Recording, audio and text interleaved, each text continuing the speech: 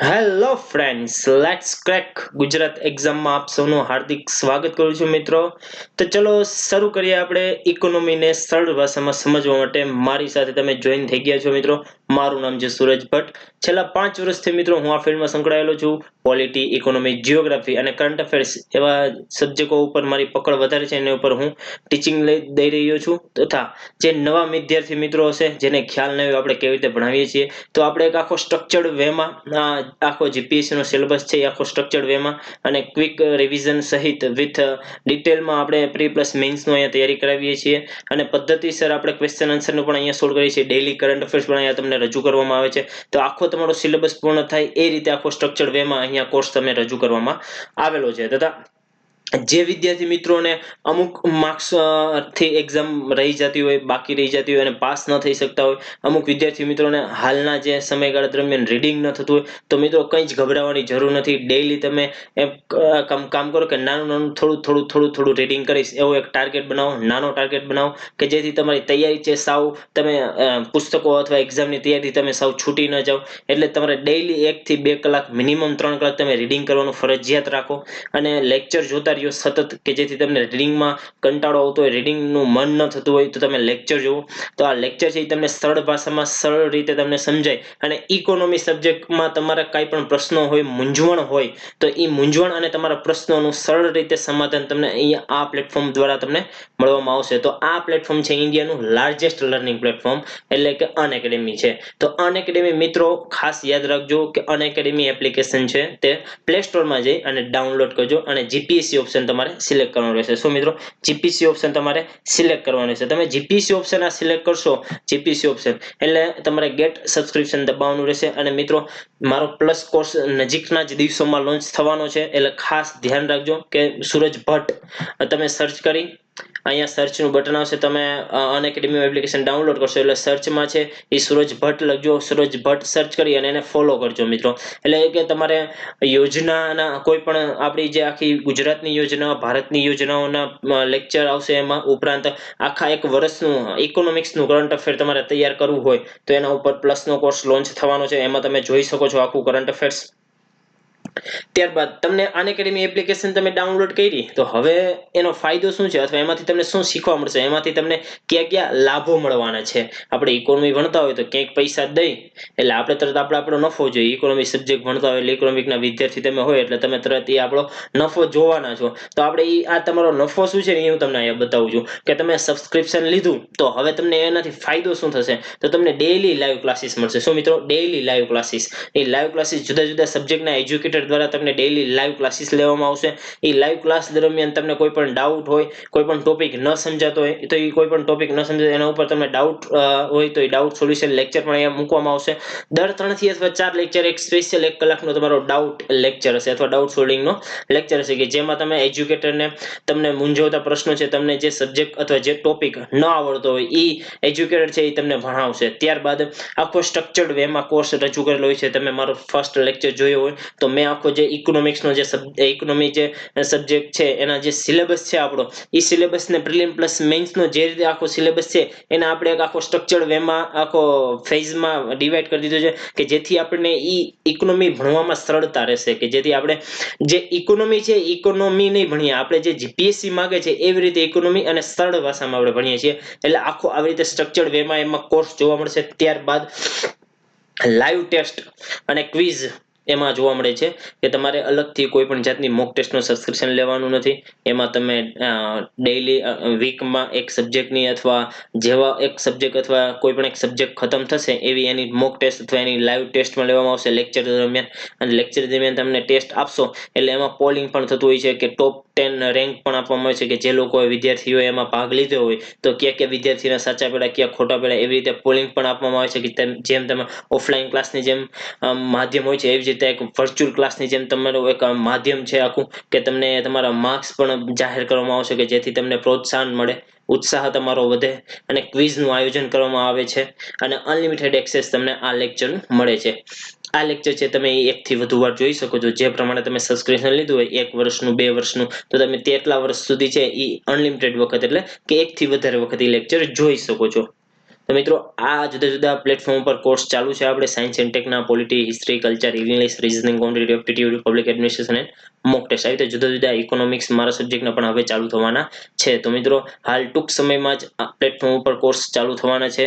તો આપ સૌને વિનંતી કે પ્લસ કોર્સનું સબસ્ક્રિપ્શન લઈ લ્યો. તો હવે પ્લસ કોર્સનું જે સબસ્ક્રાઇબ કરવું હોય અથવા પ્લસ કોર્સમાં રજીસ્ટ્રેશન કરવું હોય તો તેના માટે સૌપ્રથમ મેં કીધું હતું કે અનએકેડમી એપ્લિકેશન તમારે ડાઉનલોડ કરવાની રહેશે. પ્લે સ્ટોરમાં જઈ અથવા એપ સ્ટોરમાં જઈ અને અનએકેડમી એપ્લિકેશન ડાઉનલોડ કરો.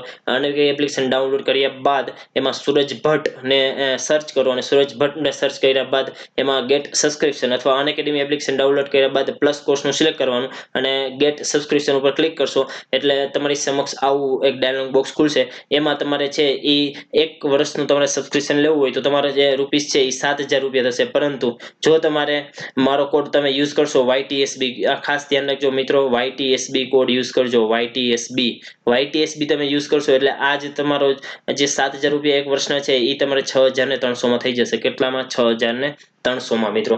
એટલે ખાસ યાદ રાખજો, YTSB કોડ યુઝ કરવાનું ભૂલતા નહીં. ત્યારબાદ 2 વર્ષનું જે મિત્રોને સબસ્ક્રિપ્શન લેવું છે, 2 વર્ષની તૈયારી કરવી છે, બહુ સચોટ અને લોંગ ટર્મની તૈયારી છે અને અત્યારથી બેઝિક અથવા ગ્રેજ્યુએશન વિદ્યાર્થી હોય અને એને જીપીએસસીની તૈયારી કરવી છે તો એના માટેનું પણ આ એક બેસ્ટ પ્લેટફોર્મ છે કે તમે 2 વર્ષ સુધી અમારી સાથે જોડાઈને રહેશો અને તમને જુદું જુદું એજ્યુકેટર દ્વારા એક સબ્જેક્ટના તથા વિવિધ સબ્જેક્ટના એજ્યુકેટર દ્વારા તમને બધા જ પ્રકારના લેક્ચર અહીંયા જોવા મળે છે. અને એમાં તમારે 8,400 રૂપિયા જે કોર્સના છે એ તમે YTSB યુઝ કરશો એટલે 7,560 થઈ જશે. મિત્રો આ 7,560 સાવ વ્યાજબી અને સચોટ તમને અહીંયા નોલેજ આપવામાં આવશે અને બહુ જ સારું અને નિષ્ણાતો દ્વારા તમને અહીંયા નોલેજ આપવામાં આવે છે. હવે આપણે ઇકોનોમિક્સના લેક્ચરની આપણે ઓવરવ્યુની વાત કરીએ. આપ સૌ ખ્યાલ જે નવા હશે એને ખ્યાલ નહીં હોય કે આપણે કેવી રીતે લેક્ચર સ્ટાર્ટ કરીએ છીએ. તો આપ સૌને વિનંતી કે જે લોકો મિત્રો નવા છે તે મિત્રોને કહેવાનું કે આપણે ડેઈલી ઇકોનોમિક્સનો લેક્ચર લઈએ છીએ તેમાં સ્ટાર્ટિંગમાં આપણે છે ને આખો ઓવરવ્યુ કે આખા લેક્ચરમાં આપણે શું કરવાનું છે એનું ઓવરવ્યુ આપવામાં આવે છે. તો આજે આપણે લેક્ચરમાં છે એ જે પંચવર્ષીય યોજના જે આપણે બાકી હતી 11મી અને 12મી પંચવર્ષીય યોજના એના વિશે વાત કરશું. ત્યારબાદ આપણે નીતિ આયોગ અથવા નીતિ પંચની આપણે વાત કરશું અને આર્થિક સુધારાઓ વિશે આપણે નેક્સ્ટ લેક્ચરથી વાત કરશું. અને આજે કરંટનો ટોપિક છે જીઆઈ ટેગ.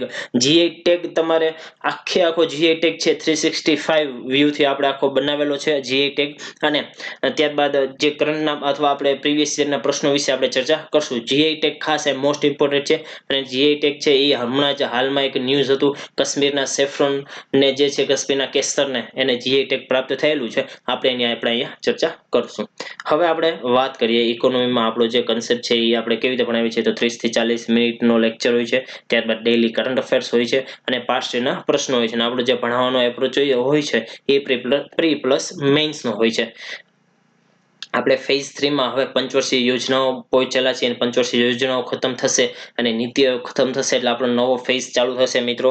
એટલે જે મિત્રોએ પેલા 2 ફેઝ બાકી હોય તો ખાસ વિનંતી મિત્રો કે પેલા આ લેક્ચર જોયા પેલા 2 ફેઝ જો કે જેમાં ઇકોનોમીની બેઝિક ટર્મિનોલોજી આપણે વાત કરેલી છે. ઇકોનોમી બેઝિક આખું જે બેઝિક જે ટર્મિનોલોજી છે કે એ જે અપ્લાઇડ ઇકોનોમિક્સ ઉપર લાગશે એની ટર્મિનોલોજી વિશે વાત કરેલી છે. તો ખાસ ફર્સ્ટ અને સેકન્ડ લેક્ચર જોવે અને આખો આપણે ઇકોનોમિક્સ આખો જે સિલેબસ છે એ કેવી રીતે ખતમ કરવાની છે એના માટે ફર્સ્ટ લેક્ચર જોવે ખાસ. હવે આજે પંચવર્ષીય યોજનાની આપણે વાત કરીએ તો આજે 11મી પંચવર્ષીય યોજના વિશે આપણે વાત કરશું. તો આપણે 11મી પંચવર્ષીય યોજનાનો જે સમયગાળો છે 2007 થી લઈને 2012 સુધીનો છે. પંચવર્ષીય યોજનાનો મુખ્ય ઉદ્દેશ્ય શું હતો તો સમાવેશી વિકાસ કરવાનો હતો. સમાવેશી વિકાસ તીવ્ર વૃદ્ધિ સાથે સર્વાંગી વિકાસ અને સમાવેશી વિકાસનો સૂત્ર છે એ આમાં 11મી પંચવર્ષીય યોજનામાં આપેલું હતું. બીજા અન્ય ઉદ્દેશ્યો શું હતા જે 11મી પંચવર્ષીય યોજના હતી તો 11મી પંચવર્ષીય યોજનાના જે મુખ્ય ઉદ્દેશ્યો હતા તો જે વસ્તી વધારો થતો હતો એને કંટ્રોલમાં કરવો, દરેક ગામ જે હતા એને જે સ્વચ્છ પાણી મળી રહે એના માટેનો હતો, તીવ્ર અને સર્વાંગી વિકાસ થાય, ઝડપી અને બધા જ લોકોનો વિકાસ થાય કે જેને સમાવેશી વિકાસ કહે છે. બીજી એક પણ વ્યાખ્યા કહી દઉં સમાવેશી વિકાસની. સમાવેશી વિકાસ એટલે એવો વિકાસ કે કોઈ પણ દેશ દ્વારા એવો યોજના ઘડવામાં આવશે, એવો વિકાસ સાધવામાં આવે કે જે સમાજના અંતિમ તબક્કાના લોકો સુધી એ વિકાસની પહોંચ હોય. જો અહીંયા તમને ચિત્રમાં બતાવ્યું છે કે બધા લોકોને સાથે લઈ અને જે વિકાસ થાય છે એનો જે વિકાસ કહેવામાં છે ને એને સમાવેશી વિકાસ કહેવામાં આવે છે મિત્રો. આ યોજના દરમિયાન છે એ આપણે જે અત્યારે હાલ જે 108 એમ્બ્યુલન્સ જોવા મળે છે એ 108 અને 104 ની સેવાઓ છે એ આ યોજના દરમિયાન આપણે શરૂ કરવામાં આવેલી છે. આ છે એ અમુક વસ્તુ મેં આમાં નથી ઉમેરી છે, આપણું મોસ્ટ ઇમ્પોર્ટન્ટ હોય ને એ બધા જ મેં ટોપિક એ બધી જ લાઈનો મેં ઉમેરેલી છે. બાકી હું તમને એમને મોઢે કહી દઈશ, તમારે જો લખવું હોય તો તમે નોટ અને પેન લઈ અને લખી શકો છો.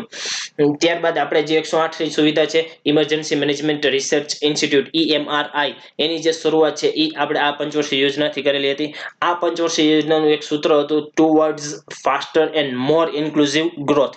Towards faster and more inclusive growth. આ જે સૂત્ર છે એ ફેમસ થયું હતું આ પંચવર્ષીય યોજનામાં. શું એનું ગુજરાતી થાય તો તીવ્ર અને વધુ સર્વાંગી વિકાસ. તો મિત્રો આ હતી આપણી 11મી પંચવર્ષીય યોજના હતી. હવે આપણે આમાં જે આપેલું છે એ રીતે ભણી લઈ કે 11મી પંચવર્ષીય યોજનામાં આપણે એમ કીધું હતું કે ઝડપી અને સમાવેશી વિકાસ. કેવો હોય? ઝડપી અને સમાવેશી વિકાસ કરવાનો છે. મેં તમને કીધું સમાવેશી વિકાસ એટલે શું કે સમાજના દરેક તબક્કાઓને સાથે લઈ અને જે વિકાસ કરવામાં આવે છે એને સમાવેશી વિકાસ કહે છે. આમાં શું હતું તો કે દેશનો જે વૃદ્ધિ દર છે, આર્થિક વૃદ્ધિ દર એ વધારવો, અને એ જે આર્થિક વૃદ્ધિ દર વધારેલો છે એ એનો જે લાભ છે એ સમાજના દરેક તબક્કાના લોકો સુધી પહોંચે તે કરવાનો હતો. એટલે અલ્ટિમેટ શું કે સમાવેશી વિકાસ કરવાનો હતો. ગરીબીમાં મેં કીધું કે ગરીબીમાં 10% ઘટાડો કરવાનો હતો. 70 લાખ નવી રોજગારીઓ ઊભી કરવાનો હતો. બેરોજગારીનો જે દર છે એ 5% ઘટાડવાનો હતો. બેરોજગારીનો દર છે એ 5% ઘટાડવાનો હતો. ત્યારબાદ જે પ્રાથમિક શિક્ષણ મેળવતા જે છોકરાઓ છે, પ્રાથમિક શિક્ષણ મેળવતા જે બાળકો, એની સંખ્યા 2003 અને 4માં 50.2% હતી. પરંતુ એ 2011-12માં એની છે એ 20% ઘટી ગઈ હતી. જે પ્રાથમિક શિક્ષણ જે છોડતા હતા એની જે એનો જે રેશિયો હતો 2003 અને 4માં એ 50%નો હતો. પરંતુ 11-12માં એ રેશિયોમાં કેટલો ઘટાડો થયો તો 20% ઘટાડો થયો હતો. અને સરકારે છે એ સાક્ષરતાનો જે દર છે, સરકારે સાક્ષરતાનો દર છે એ 85% કરવાનો ગોળ રાખેલો હતો. 85%. કેટલો મિત્રો? 85% રાખવાનો ધ્યેય રાખેલો હતો. ત્યારબાદ શિશુ મૃત્યુ દર 28% અને માતૃ મૃત્યુ દર 1% કરવાનો નક્કી કરેલ હતો. અને પ્રજનન દર છે એ 2.1%ના દરથી ઘટાડવાનો હતો. આ બધી આપણે ઇન્ફોર્મેશન ફેક્ટ બાબતો છે. એટલા માટે વિદ્યાર્થી મિત્રો આપણે ઝડપથી, અને આમ તમને લાગતું હશે કે રીડિંગ કરીને છે કારણ કે એમાં કંઈ સમજાવવાનું નથી હોતું, એમાં તમારે વધારે યાદ રાખવાનું હોય છે મિત્રો. પણ હું તમને એક વાત કહું કે મિત્રો 11મી પંચવર્ષીય યોજના સુધી છે ને માત્ર એના મોડલ, એના કયા મોડલ ઉપર આધારિત હતું, એનો મુખ્ય ઉદ્દેશ્ય શું હતો યોજનાનો, અને કયા મેઇન ગોલ ઉપર કાર્ય કરેલું છે, અથવા કયો ગરીબી માટે કઈ પંચવર્ષીય યોજના હતી, બેરોજગારી માટે કઈ પંચવર્ષીય યોજના હતી, સમાવેશી વિકાસ માટે કઈ પંચવર્ષીય યોજના હતી, ઉદ્યોગો માટે કઈ પંચવર્ષીય યોજના હતી, ખેતી માટે કઈ પંચવર્ષીય યોજના હતી. તો આવા પ્રશ્નો પૂછાય છે. આવા વન લાઇનર ટાઈપ પ્રશ્નો મૂકી દે છે અને વાક્ય મૂકી દે છે. અને અથવા શું પૂછે તો આ પંચવર્ષીય યોજનાની વૃદ્ધિ કેટલી થઈ હતી, તો એવા વાક્ય પૂછે છે. આપણે આની આખી શોર્ટકટ છે એ આજે આપણે આ પછી 12મી પંચવર્ષીય યોજના પૂરી થશે એટલે આખી જે 12 પંચવર્ષીય યોજના છે એના મેઇન ગોલ વિશે અને મેઇન ઉદ્દેશ્ય વિશે આપણે કોષ્ટક બનાવેલું છે, શોર્ટકટ બનાવેલું છે. એમાંથી આપણે પાકું કરી અને રિવિઝન કરશું લાસ્ટમાં. તો હવે આપણે 12મી જે પંચવર્ષીય યોજનાઓ છે એના વિશે આપણે વાત કરીએ. તો 12મી જે પંચવર્ષીય યોજનાઓ છે એ 2012 થી લઈ અને 2017 સુધી, અને અંતિમ પંચવર્ષીય યોજના કહેવામાં આવે છે આને.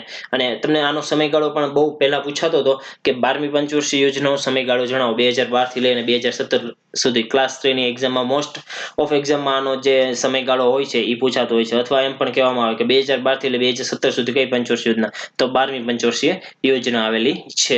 ત્યારબાદ 12મી પંચવર્ષીય યોજનાનો મેઇન ઉદ્દેશ્ય શું હતો, તો 12મી જે પંચવર્ષીય યોજના હતી એનો મેઇન ઉદ્દેશ્ય ઝડપી, વધુ અને સમાવેશી વિકાસ કરવાનો હતો. શું હતો કે ઝડપી, વધુ અને સમાવેશી વિકાસ કરવાનો હતો.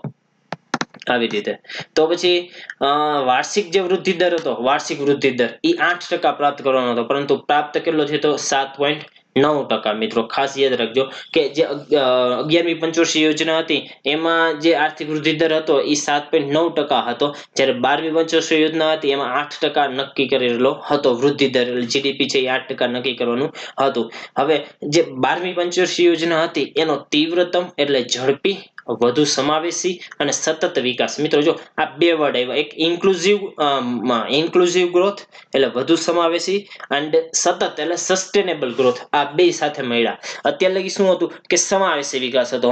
તો 12મી પંચવર્ષીય યોજનામાં એનથી પણ વધારી દીધું. સમાવેશી તો ખરી પણ સતત વિકાસ. સતત વિકાસ એટલે શું તો કે સસ્ટેનેબલ ડેવલપમેન્ટ. મેં તમને સમજાવેલું હતું કે સતત વિકાસ એટલે કે હાલના સંસાધનોને, આ મિત્રો આપણે આગળ વ્યાખ્યા કરેલી છે કે સસ્ટેનેબલ ડેવલપમેન્ટ ગોલ વિશે જ્યારે આપણે કીધું હતું ત્યારે આખું ડિટેલમાં સમજાવેલું હતું કે સતત વિકાસ એટલે શું. તો હાલના જે સંસાધનો છે એ હાલના સંસાધનો જે વર્તમાન પેઢીનો ઉપયોગ કરી રહી છે એ ભવિષ્યની પેઢીને સંસાધનોને અથવા જે પેઢી ભવિષ્યની જે પેઢી છે એને હાલના સંસાધનોને હાનિ પહોંચાડ્યા વગર કે ભવિષ્યની પેઢી પણ એનો ઉપયોગ કરી શકે એવો જે વિકાસ સાધવામાં આવે છે એને સતત વિકાસ કહે છે. ખાસ યાદ રાખજો કે વર્તમાન પેઢી દ્વારા સંસાધનોનો એવી રીતે ઉપયોગ કરવામાં આવે કે જેથી ભવિષ્યની પેઢીની માંગને નુકસાન ન પહોંચે, ભવિષ્યની પેઢીની માંગમાં ઘટાડો ન થાય એને ધ્યાનમાં રાખી અને જે અર્થતંત્રનો વિકાસ કરવામાં આવે છે એને સતત વિકાસ કહે છે. તો આ બે મિક્સ થશે હવે કે સતત વિકાસ અને સમાવેશી વિકાસ કે દરેક સમાજના દરેક તબક્કાઓનો વિકાસ કરવાનો છે પ્લસ ઈ જે વિકાસ થયો છે એ પર્યાવરણને નુકસાન નહીં પહોંચાડવાનો અને સંસાધનોનો કડકસરપૂર્વક ઉપયોગ કરી અને અર્થતંત્રનો વિકાસ કરવાની વાત આપણે અહીંયા 12મી પંચવર્ષીય યોજનામાં કરેલી હતી. હવે 12મી પંચવર્ષીય યોજનામાં છે ને આ જે યોજના એ ગરીબો માટે સ્પેશિયલ રોજગારીમાં વધારો કરવાની, સેવા ક્ષેત્રમાં વધારો કરવાની, ઉદ્યોગોમાં વધારો કરવાની, આરોગ્ય ક્ષેત્રે આગળ આવવાની, આ જુદી જુદી ઘણા બધા ક્ષેત્રો વિશે કામ કરેલું હતું અને આ મોટા મોટા ટાર્ગેટો રાખેલા હતા.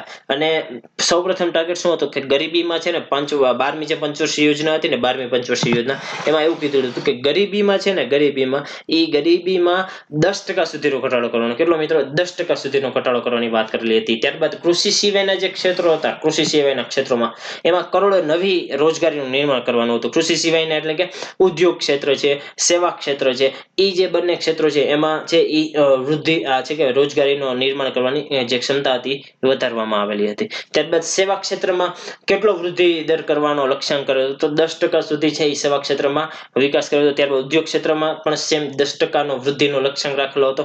ત્યારબાદ 50 લાખ લોકોને રોજગારી મળે એવી રોજગારીની તકોનું સર્જન કરવાનો હેતુ હતો.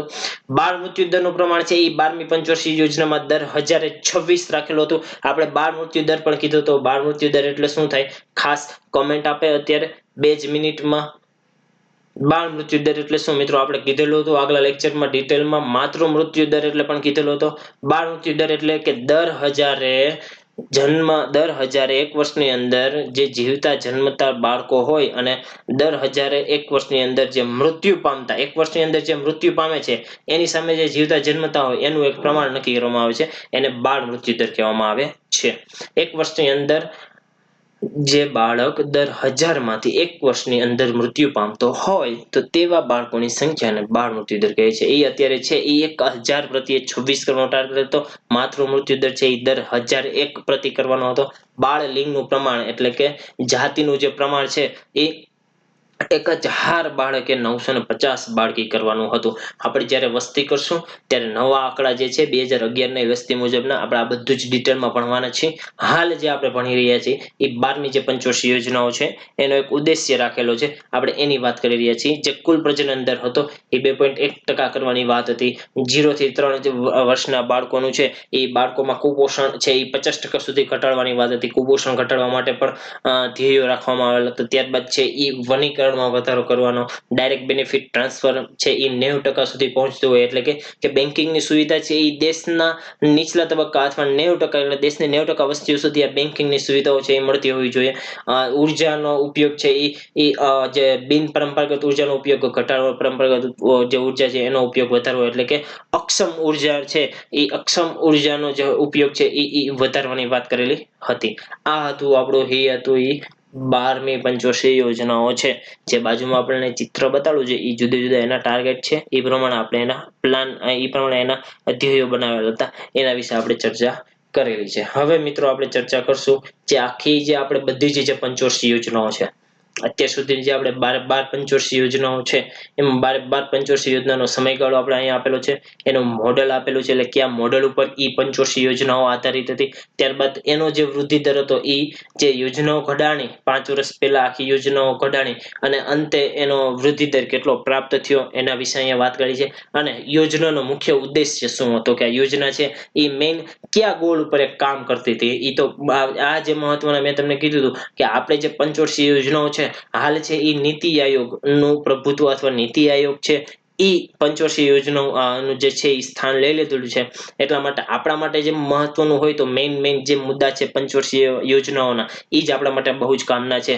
ત્યારબાદ આપણા માટે હાલ જે નીતિ આયોગ જે જુદા જુદા કાર્યો કરે છે, જુદા જુદા ઇન્ડેક્સો બહાર પાડે છે, પછી એસડીજી ગોલના ઇન્ડેક્સ બહાર પાડે છે, જે કામ કરે છે અત્યારે હાલ એ આપણા માટે કામનું છે. એ આપણે છે એ કરંટના ટોપિકમાં લઈ લેશું. હાલ આપણે જે નીતિ આયોગ જોશું એ માત્ર બેઝિક નીતિ આયોગ જોશું કે નીતિ આયોગમાં શેનો સમાવેશ થાય છે, નીતિ આયોગ શેનું બનેલું છે, નીતિ આયોગમાં અત્યારે કાર્ય શું કરે છે અને નીતિ આયોગ શા માટે બનાવવામાં આવેલું છે, આપણે એ પ્રશ્ન અહીંયા જોશું. હાલ જે છે એ પંચવર્ષીય યોજનાઓને ટૂંકમાં આપણે જોઈ લઈએ કે પંચવર્ષીય યોજનાઓ છે જે પ્રથમ પંચવર્ષીય યોજના એટલે ફર્સ્ટ 5 યર પ્લાન છે એ 1950 થી લઈ અને 56 જે હતા એ સમયગાળા દરમિયાન છે એ પ્રથમ પંચવર્ષીય યોજના હતી. એ કયા મોડેલ ઉપર આધારિત? તો હેરોલ્ડ ડોમર મોડેલ ઉપર પ્રથમ પંચવર્ષીય યોજનાઓ આધારિત હતી. હવે એનો જે વૃદ્ધિ દર છે મિત્રો ખાસ યાદ રાખજો, પ્રસ્તાવિત વૃદ્ધિ દર છે એ 2.1% હતો, એટલે કે નક્કી કરેલો હતો 2.1%, પરંતુ પ્રાપ્ત કેટલો થયો તો 3.7% પ્રાપ્ત થયેલો હતો. એનો જે મુખ્ય ઉદ્દેશ્ય છે એ કૃષિનો વિકાસ કરવાનો હતો, કૃષિનો વિકાસ કરવાનો હતો. ત્યારબાદ હવે આપણે આવી જઈએ બીજી પંચવર્ષીય યોજના. તો બીજી પંચવર્ષીય યોજના છે એનો સમયગાળો કેટલો છે 1956 થી 1961. ત્યારબાદ એ કયા મોડેલ ઉપર આધારિત હતી? તો નહેરુ અને મહાલનોબિસ મોડેલ ઉપર આધારિત હતી. નહેરુ મહાલનોબિસ મોડેલ ઉપર આધારિત હતી અને એનો પ્રસ્તાવિત વૃદ્ધિ દર કેટલો હતો? 4.5%. એનો પ્રાપ્ત વૃદ્ધિ દર કેટલો હતો? 4.21% હતો મિત્રો. અને એનો ઉદ્દેશ્ય શું હતો? જે બીજી પંચવર્ષીય યોજના હતી એનો ઉદ્દેશ્ય શું હતો? તો જે ભારે ઉદ્યોગો હતા, ભારે ઉદ્યોગોનો વિકાસ કરવો એ મહત્વના ગોલ છે. એ ભારે ઉદ્યોગોનો કેમ વિકાસ થાય એ બાબતે રાખેલા હતા બીજી પંચવર્ષીય યોજનામાં. ત્યારબાદ આપણે ત્રીજી પંચવર્ષીય યોજના જોઈ, એનો સમયગાળો શું હતો? તો એનો ત્રીજી પંચવર્ષીય યોજનાનો સમયગાળો 1961 થી લઈ અને 66 સુધીનો હતો. કેટલો? 1961 થી લઈ 66 સુધીનો. ત્રીજી જે પંચવર્ષીય યોજના હતી એમાં છે એ સુખમય ચક્રવર્તી મોડલ, સુખમય ચક્રવર્તી મોડલ ઉપર આધારિત હતી. કયા મોડલ ઉપર? સુખમય ચક્રવર્તી મોડલ ઉપર આધારિત હતી. એવું કહેવામાં આવે છે કે સૌથી જો અસફળ હોય તો ત્રીજી પંચવર્ષીય યોજનાઓ માનવામાં આવે છે. સૌથી અસફળ કઈ યોજના મિત્રો? ત્રીજી પંચવર્ષીય યોજના છે એ માનવામાં આવે છે સૌથી અસફળ, કારણ કે જે આમાં જે આપણે કૃષિનો જે વિકાસ થયો હતો એ જેટલો ટાર્ગેટ થયો એની કરતા પણ માઇનસમાં થયો એવું માનવામાં આવે છે. હવે આમાં પ્રાપ્ત વૃદ્ધિ દર છે 2.8%, નક્કી કરીએ તો 5.6 અને મળ્યો 2.8%. હવે આત્મનિર્ભરતા, સ્વપૂર્તિ અને અર્થવ્યવસ્થા, કેવી સ્વપૂર્તિ અર્થવ્યવસ્થા બનાવવાનો જે મુખ્ય ઉદ્દેશ્ય કરેલો હતો. ત્યારબાદ ચોથી પંચવર્ષીય યોજના 1969 થી લઈ અને 74 સુધી આવેલી હતી. 1969 થી લઈ અને 74 સુધી જે પંચવર્ષીય યોજનાઓ આવેલી હતી તે ચોથી પંચવર્ષીય યોજનાઓ છે. ચોથી પંચવર્ષીય યોજના છે એનું મોડેલ હતું અશોક રુદ્ર એલન એસ મોડેલ ઉપર આધારિત હતી. ચોથી પંચવર્ષીય યોજનામાં આપણે યાદ હોય તો 14 બેંક, આપણે કીધું હતું 14 બેંકનું રાષ્ટ્રીયકરણ આ પંચવર્ષીય યોજનામાં થયેલું હતું. પ્રસ્તાવિત જે વૃદ્ધિ દર હતો એ 5.7% નો હતો, પરંતુ પ્રાપ્ત થયેલો વૃદ્ધિ દર છે એ 3.4% વૃદ્ધિ દર છે એ પ્રાપ્ત થયેલો હતો. મુખ્ય ઉદ્દેશ્ય શું હતો? તો સ્થિરતાની સાથે વિકાસ, કે જે અર્થતંત્ર છે ઉપર નીચે થતું હતું, અનબેલેન્સ થતું હતું, એની સાથે સ્થિરતાની સાથે છે એ વિકાસ કરવાની વાત હતી. ત્યારબાદ આપણે પાંચમી અથવા પંચમી પંચવર્ષીય યોજનાઓની વાત કરીએ. 1974 થી લઈ અને 1974 to 79 આનો સમયગાળો છે. એ કયા મોડેલ ઉપર આધારિત હતી? તો ડીપી ધર મોડેલ ઉપર આધારિત હતી. ખાસ મિત્રો યાદ રાખજો, મેં એમ યાદ રાખ્યું હતું કે પી એટલે 5 આવ્યો, ડીપી એટલે પી એટલે 5, એટલે પાંચમી પંચવર્ષીય યોજના ડીપી ધર મોડેલ છે એટલા માટે. હવે પ્રસ્તાવિત વૃદ્ધિ દર કેટલો હતો? તો 4.4% છે એ એનો પ્રસ્તાવિત વૃદ્ધિ દર હતો. અને પ્રાપ્ત વૃદ્ધિ દર કેટલો હતો? 4.9%. 4.9% એને પ્રાપ્ત થયેલો વૃદ્ધિ દર હતો. હવે છે એ કેવો ગોલ હતો? આત્મનિર્ભરતા. હવે થોડીક જે આપણું અર્થતંત્ર છે એ હવે સ્ટેબલ થવા લાગ્યું, એટલે કે સ્થિર થવા લાગ્યું. એટલે હવે છે એ આપણે દેશમાં જે સમસ્યાઓ હતી હવે એનું સોલ્યુશન કરવા માટે હવે જે આયોજન કરતા હતા હવે એ આપણી સમસ્યાઓને કેવી રીતે ટેકલ કરવી, પહેલા ઇકોનોમી આપણી છે એ સ્ટેબલ કરી, હવે જે દેશની સમસ્યાઓ છે દેશની સમસ્યાઓ પર ધ્યાન આપ્યું. એટલે કે પાંચમી પંચવર્ષીય યોજનામાં છે એ ગરીબી નાબૂદીના ખ્યાલો વિશે આપણને આપેલું છે અને આત્મનિર્ભરતા વિશે આપણને આપેલું છે.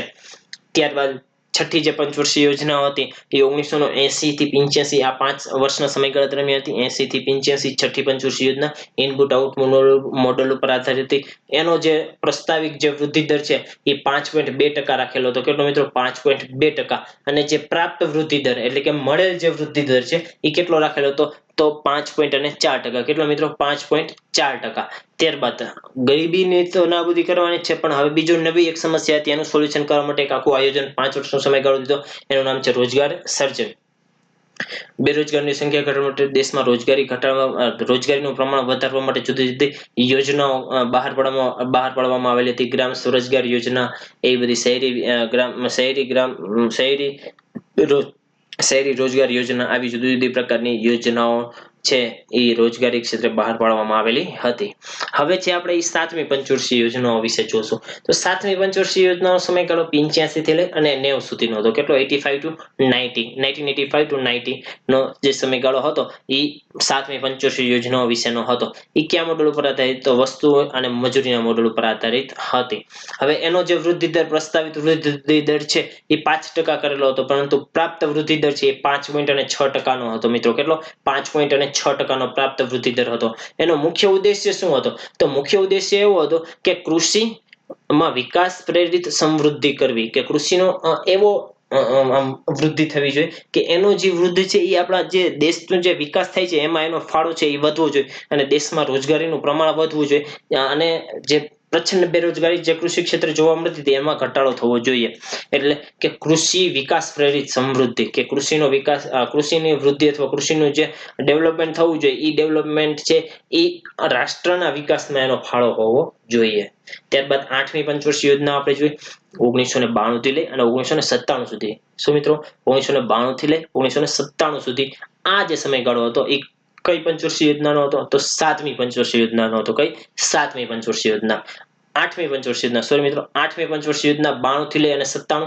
8મી પંચવર્ષીય યોજના. ત્યારબાદ જોન ડબલ્યુ મિલર આ મોડેલ ઉપર આધારિત હતી. કયા મોડેલ ઉપર આધારિત હતી? તો જોન ડબલ્યુ અને મિલર મોડેલ ઉપર આધારિત હતી. એનો જે વૃદ્ધિ દર હતો, પ્રાપ્ત વૃદ્ધિ દર, પ્રસ્તાવિત વૃદ્ધિ દર, એટલે કે હજી નક્કી કરવામાં આવ્યો હતો કે આટલો જે વૃદ્ધિ દર છે એ પ્રાપ્ત કરશે, એ 5.6% હતી. ત્યારબાદ મેળવેલ વૃદ્ધિ દર, 8મી પંચવર્ષીય યોજના દરમિયાન જે મળેલ વૃદ્ધિ દર હતો એ 6.6% હતો મિત્રો. ખાસ યાદ રાખજો, 8મી પંચવર્ષીય યોજનાની અંદર પ્રાપ્ત વૃદ્ધિ દર છે એ નક્કી કરેલ વૃદ્ધિ દર કરતા 1% વધારે પ્રાપ્ત થયેલો હતો. અને આનો જે મુખ્ય ઉદ્દેશ્ય હતો 8મી પંચવર્ષીય યોજના 92 થી 97 જોન ડબલ્યુ મિલર ઉપર આધારિત મોડેલ ઉપર હતો. એનો જે મુખ્ય ઉદ્દેશ્ય હતો એ માનવ વિકાસ સંસાધનનો વિકાસ, અથવા એનો જે વૃદ્ધિ કરવાનો ઉદ્દેશ્ય છે, અથવા માનવ વિકાસ સંસાધન આગળ આવે એવી યોજના ઘડવાનો મુખ્ય ઉદ્દેશ્ય 8મી પંચવર્ષીય યોજનાનો હતો. હવે આપણે 9મી પંચવર્ષીય યોજના વિશે વાત કરીએ. તો 9મી પંચવર્ષીય યોજના છે 9મી પંચવર્ષીય યોજના. તો 9મી જે પંચવર્ષીય યોજના છે એનો મુખ્ય ઉદ્દેશ્ય શું હતો? તો એનો મુખ્ય ઉદ્દેશ્ય સમાજમાં સામાજિક ન્યાય અને સમાનતા લાવવાનો હતો. જે 9મી પંચવર્ષીય યોજના હતી. 9મી પંચવર્ષીય યોજનાનો સમયગાળો શું હતો? 9મી પંચવર્ષીય યોજનાનો સમયગાળો 1997 થી લઈ અને 2002 સુધીનો હતો. કેટલો હતો? 1997 થી લઈ અને 2002 સુધીનો હતો. એ પણ ઇનપુટ અને આઉટપુટ મોડેલ ઉપર આધારિત હતી. એનો જે વૃદ્ધિ દર છે એ 6.5 થી લઈ અને પ્રસ્તાવિત વૃદ્ધિ દર આટલો હતો, પરંતુ પ્રાપ્ત જે વૃદ્ધિ દર હતો એ 5.7 હતો. ત્યારબાદ મુખ્ય ઉદ્દેશ્ય આપણે કીધો કે સામાજિક ન્યાય અને સમાનતા લાવવાનો, સમાજમાં ન્યાય અને સમાનતા લાવવાનો હતો. ત્યારબાદ જે 10મી પંચવર્ષીય યોજનાઓ છે એ 10મી પંચવર્ષીય યોજના છે 2002 થી લઈ અને 2007 સુધીના જે વર્ષ હતા એ દરમિયાન જે યોજના ચાલી એ કઈ? તો 10મી પંચવર્ષીય યોજના. આ જે પંચવર્ષીય યોજના છે એ યોજના આયોગના જે સભ્યો હતા, યોજના આયોગના સભ્યો, એ એક પત્ર બહાર પાડતા હતા. યોજના આયોગ છે ને એક નિયમ બનાવતી, એ નિયમના મોડેલ ઉપર આખી આ પંચવર્ષીય યોજના 10 પછી 10, 11 ને 12 એવી રીતે એના મોડેલ ઉપર આધારિત હતી. કે યોજના આયોગના જે સભ્યો હોય એ સભ્યો છે એ અમુક પ્રકારના નિયમો બહાર પાડતા અથવા પત્ર જે બહાર પાડતા, એના આધારિત આખી છે યોજનાનું ઘડન થતું. એ 10મી પંચવર્ષીય યોજનાથી પછી એવી રીતે આખું ઘડન થવા લાગ્યું હતું. તો ત્યારબાદ જે એનો જે પ્રસ્તાવિત વૃદ્ધિ દર છે કે કેટલો વૃદ્ધિ દર આ જે પંચવર્ષીય યોજનાઓ કરશે એ કેટલો હતો? તો એ છે એ 7.9% હતો. કેટલો? 7.9%. અને જે મળેલ વૃદ્ધિ દર છે કે જે રિયલ જે વૃદ્ધિ દર પ્રાપ્ત થયેલો છે એ 7.6% હતો.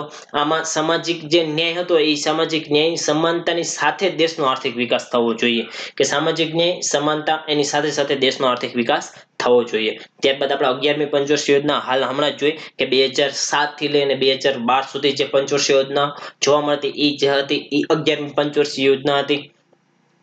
એનો જે પ્રસ્તાવિત વૃદ્ધિ દર છે એ 9% રાખેલો હતો, પરંતુ જે પ્રાપ્ત રિયલ જે વૃદ્ધિ દર છે, પ્રાપ્ત થયેલો જે વૃદ્ધિ દર છે એ 7.8% પ્રાપ્ત થયેલો હતો. કારણ કે આપણે બધાને ખ્યાલ છે કે ત્યારે 2008માં વર્લ્ડ વાઇડ એટલે યુએસમાં રિસેશનનો પીરિયડ હતો. તેની અસર આપણે થોડીક ભારત ઉપર પણ થયેલી હતી. ત્યારબાદ એનો ઉદ્દેશ્ય શું હતો? તો તીવ્ર એટલે કે ઝડપી વધુ સમાવેશી વિકાસ કરવાનો હતો.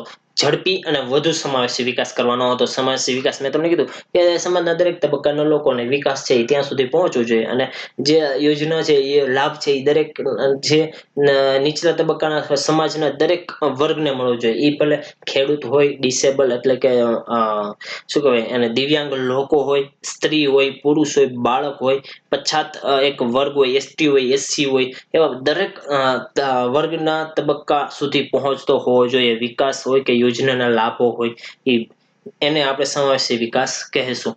હવે 12મી પંચવર્ષીય યોજનાની આપણે વાત કરીએ તો 12મી જે પંચવર્ષીય યોજના હતી 2012 થી લઈ અને 2017 ક્યારથી મિત્રો ખાસ યાદ રાખજો, 2012 થી લઈ 2017 સુધી જે પંચવર્ષીય યોજનાઓ જોવા મળતી એ જે પંચવર્ષીય યોજનાને 12મી પંચવર્ષીય યોજનામાં સમાવેશ થાય છે. આ જે 12મી પંચવર્ષીય યોજના છે એનો પ્રસ્તાવિત વૃદ્ધિ દર 8% કરેલો હતો.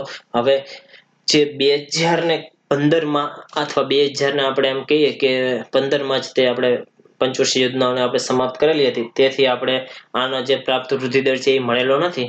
અને આનો જે મુખ્ય ઉદ્દેશ્ય હતો એ તીવ્ર સમાવેશી વિકાસ ની સાથે સંતોષી વિકાસ એટલે કે ટકાઉ વિકાસની આવે. ટકાઉ વિકાસની વાત હતી, સસ્ટેનેબલ વિકાસની વાત હતી. આ આખું આપણે જે જોયું એ પંચવર્ષીય યોજનાઓને સાવ ટૂંકમાં આપણે જોયું. આપણે જે અત્યાર લગી જે પંચવર્ષીય યોજના કરી એ બધી ડિટેલમાં કરી લીધી. આ જે આપણે પંચવર્ષીય યોજના કરી એ મેઇન આખી રિવિઝન હેતુથી આખા આપણી 12 પંચવર્ષીય યોજના પણ થઈ ગઈ છે. હવે મિત્રો આપણે જે જોશું એ પંચવર્ષીય યોજના બાદ જે આવે છે નીતિ આયોગ. તો આપણે નીતિ આયોગ છે એ શરૂ કરતા પહેલા અમુક જે આપણે યોજના જે પંચવર્ષીય યોજના હતી એ પંચવર્ષીય યોજનામાં આપણે અમુક જે કાર્યક્રમો આવેલા હતા એમાંનું એક છે 20 સૂત્રીય કાર્યક્રમ. પછી એમ્પલેટ્સ આવશે, એ યોજના એક છે. એ કરંટમાં પણ હાલમાં એમ્પલેટ્સ યોજના છે આપણે આવશે એટલે કે શું કરંટ એનું પહેલા આપણે એક 20 સૂત્રીય કાર્યક્રમ જોઈ લઈએ કે જે 5મી પંચવર્ષીય યોજના દરમિયાન અમલમાં આવેલો હતો. એનું ઘડન કરેલું હતું. 20 સૂત્રીય કાર્યક્રમ ટોટલ છે એ 3 વખત 20 સૂત્રીય કાર્યક્રમ થયેલા, 4 વખત થયેલા છે. એક વખત છે 1975 થી ચાલુ થયેલા છે, એક વખત 1982, 1986 અને 2006માં. 2006માં છે આવી રીતે ધીરે ધીરે 20 સૂત્રીય કાર્યક્રમ છે એનું પુનર્ગઠન અથવા એનો કાર્યક્રમ છે એ લાગુ કરવામાં આવતો હતો. 2006માં હાલ અત્યારે જે 20 સૂત્રીય કાર્યક્રમ લાગુ છે એ 2006માં જે ઘડાયેલો છે એ હાલમાં તે લાગુ છે કે એમાં જુદા જુદા 20 જે ઉદ્દેશ્યો રાખવામાં આવે છે: ગરીબી ઘટાડવી, બેરોજગારીમાં વધારો કરવો, લોકોનું જીવન ધોરણ વધારવું, સેનિટેશન છે એમાં સુધારો કરવો, સ્વચ્છતામાં વધારો કરવો, લોકોમાં અસમાનતા છે એ અસમાનતામાં ઘટાડો કરવો. આવી રીતે જુદા જુદા જે આ મુદ્દાઓ છે અથવા ધ્યેયો છે એનો જે પાલન કરવાનું છે એ 20 સૂત્રીય કાર્યક્રમમાં આપણને આપેલું છે. મૂળ ઉદ્દેશ્ય શું હતો? તો પછાત અને ગરીબ લોકો છે એ ગરીબ લોકોનું કેવું જીવન ધોરણ સુધારવાનો હતો. જે સમાજના અથવા દેશના જે પછાત લોકો છે જેના સુધી વિકાસ સરખી રીતે પહોંચેલો નથી, ગરીબ લોકો છે એ ગરીબ લોકોનું જીવન ધોરણ છે એ સુધારવાનો મુખ્ય ઉદ્દેશ્ય હતો. ત્યારબાદ સરકારનો ઉદ્દેશ્ય છે કેન્દ્ર અને રાજ્ય સરકાર દ્વારા જે પણ લાગુ કંઈ પણ જે યોજનાઓ હોય એની વચ્ચે સમન્વય એટલે કે જે રાજ્ય સરકાર દ્વારા જે લાભો મળતા હોય એ દરેક લોકો સુધી પહોંચે, અને કેન્દ્ર સરકાર દ્વારા જે લાભો છે જે તબક્કાના લોકોને લાભ મળતો હોય એ તબક્કાના લોકો સુધી લાભ પહોંચે, તે બંને જે યોજનાઓ છે એને સમન્વય કરી અને એનો દેખરેખ રાખવાનું અને તેનું પાલન કરાવવાનો મુખ્ય ઉદ્દેશ્ય હતો. ત્યારબાદ આ 20 સૂત્રીય કાર્યક્રમમાં અમુક ઉદ્દેશ્ય આપણે અહીંયા મેં આપણા માટે મોસ્ટ ઇમ્પોર્ટન્ટ હોય. લોકોનું જીવન ધોરણ ઊંચું લાવવાનો હતો, ખાસ કરીને ગરીબી રેખા હેઠળ ગરીબી રેખા હેઠળની નીચે જે જીવતા લોકો છે એને લાભ આપવાનો હતો. ત્યારબાદ ગરીબી નાબૂદી, રોજગારનું સર્જન થાય, માળખાકીય સુવિધાઓ સારી રીતે મળે, વાહન વ્યવહાર, વીજળી, બેંક આવી જુદી જુદી સેવાઓ છે એ સારી રીતે મળે, એનું જે ધ્યેયો છે એ જ આપણને 20 સૂત્રીય કાર્યક્રમમાં જોવા મળે છે. 1975 થી આ છે એ સ્ટાર્ટ કરવામાં આવેલો હતો અને 5મી પંચવર્ષીય યોજના દરમિયાન આનું ઘડન થયેલું હતું. મિત્રો આપણે આ જોયું એ 20 સૂત્રીય કાર્યક્રમ જોયો. ત્યારબાદ આપણે કીધું હતું એમ્પલેટ્સ એટલે કે member of parliament local area development scheme.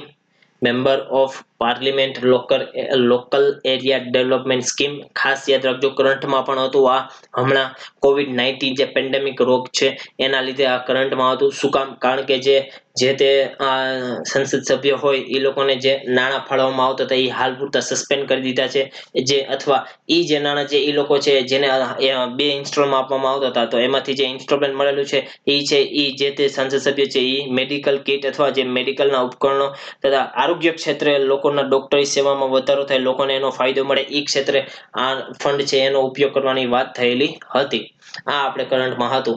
તો આપણે જે બેઝિક આપણે જોશું એટલે ખાસ તમે આનું નામ યાદ રાખજો, કારણ કે કરંટમાં હોવાથી અને આપણું બેઝિક પણ છે અને પૂછવાની સંભાવના વધારે આવા ટોપિકની છે કે જે કરંટમાં જે ટોપિક ચાલતો હોય એનું બેઝિકને ધ્યાનમાં રાખી અને કરંટને રિલેટેડ આખું એવી રીતે પ્રશ્ન બનાવે છે. તો આપણે એવી રીતે જ આપણે તૈયારી કરશું કે એમ્પ્લેટ્સનું પૂરું નામ શું છે કે member of parliament local area development scheme. શું ફરીથી મિત્રો, member of parliament local area development scheme. આ જે નામ છે એ એમ્પ્લેટ્સ નું પૂરું નામ છે. જે 5મી પંચવર્ષીય યોજના હતી એમાં 5મી જે પંચવર્ષીય યોજના દરમિયાન જે સ્કીમ શરૂ કરવામાં આવી હતી આ સ્કીમ છે એમ્પ્લેટ્સ. આ યોજના હેઠળ શું કરવામાં આવતું હતું કે આ યોજના હેઠળ જે જુદા જુદા સંસદ સભ્ય હોય એને અમુક પૈસા નાણાં ફાળવવામાં આવતા અથવા નાણાંની રકમ એને ભંડોળ લોન સ્વરૂપે નહીં, વિકાસના કાર્યો કરવા માટે એને નાણાં ફાળવવામાં આવતા હતા. એ જે સંસદ સભ્ય છે એનો પ્રદેશ છે, એના પ્રદેશ કોઈ પણ એક પ્રદેશ હોય જે પ્રદેશમાંથી આવતો હોય એ પ્રદેશનો વિકાસ કરવા માટે છે એ આ ભંડોળનો ઉપયોગ કરશે અને એ પ્રદેશમાં જુદી જુદી માળખાગત સેવાઓ છે એનો લાભ છે એના પ્રદેશના લોકોને અથવા એ લોકોના નાગરિકોને મળે તે માટે આ નાણાં એને ફાળવવામાં આવતા હતા. હવે એ નાણાં કેટલા ફાળવવામાં આવતા, એનું ઇમ્પ્લિમેન્ટેશન અથવા એનું નિયંત્રણ કોણ કરતું, નોડલ એજન્સી કોણ હતી, આ યોજના છે એ કેવી યોજના હતી એ આપણે બધું આમાં જોશું.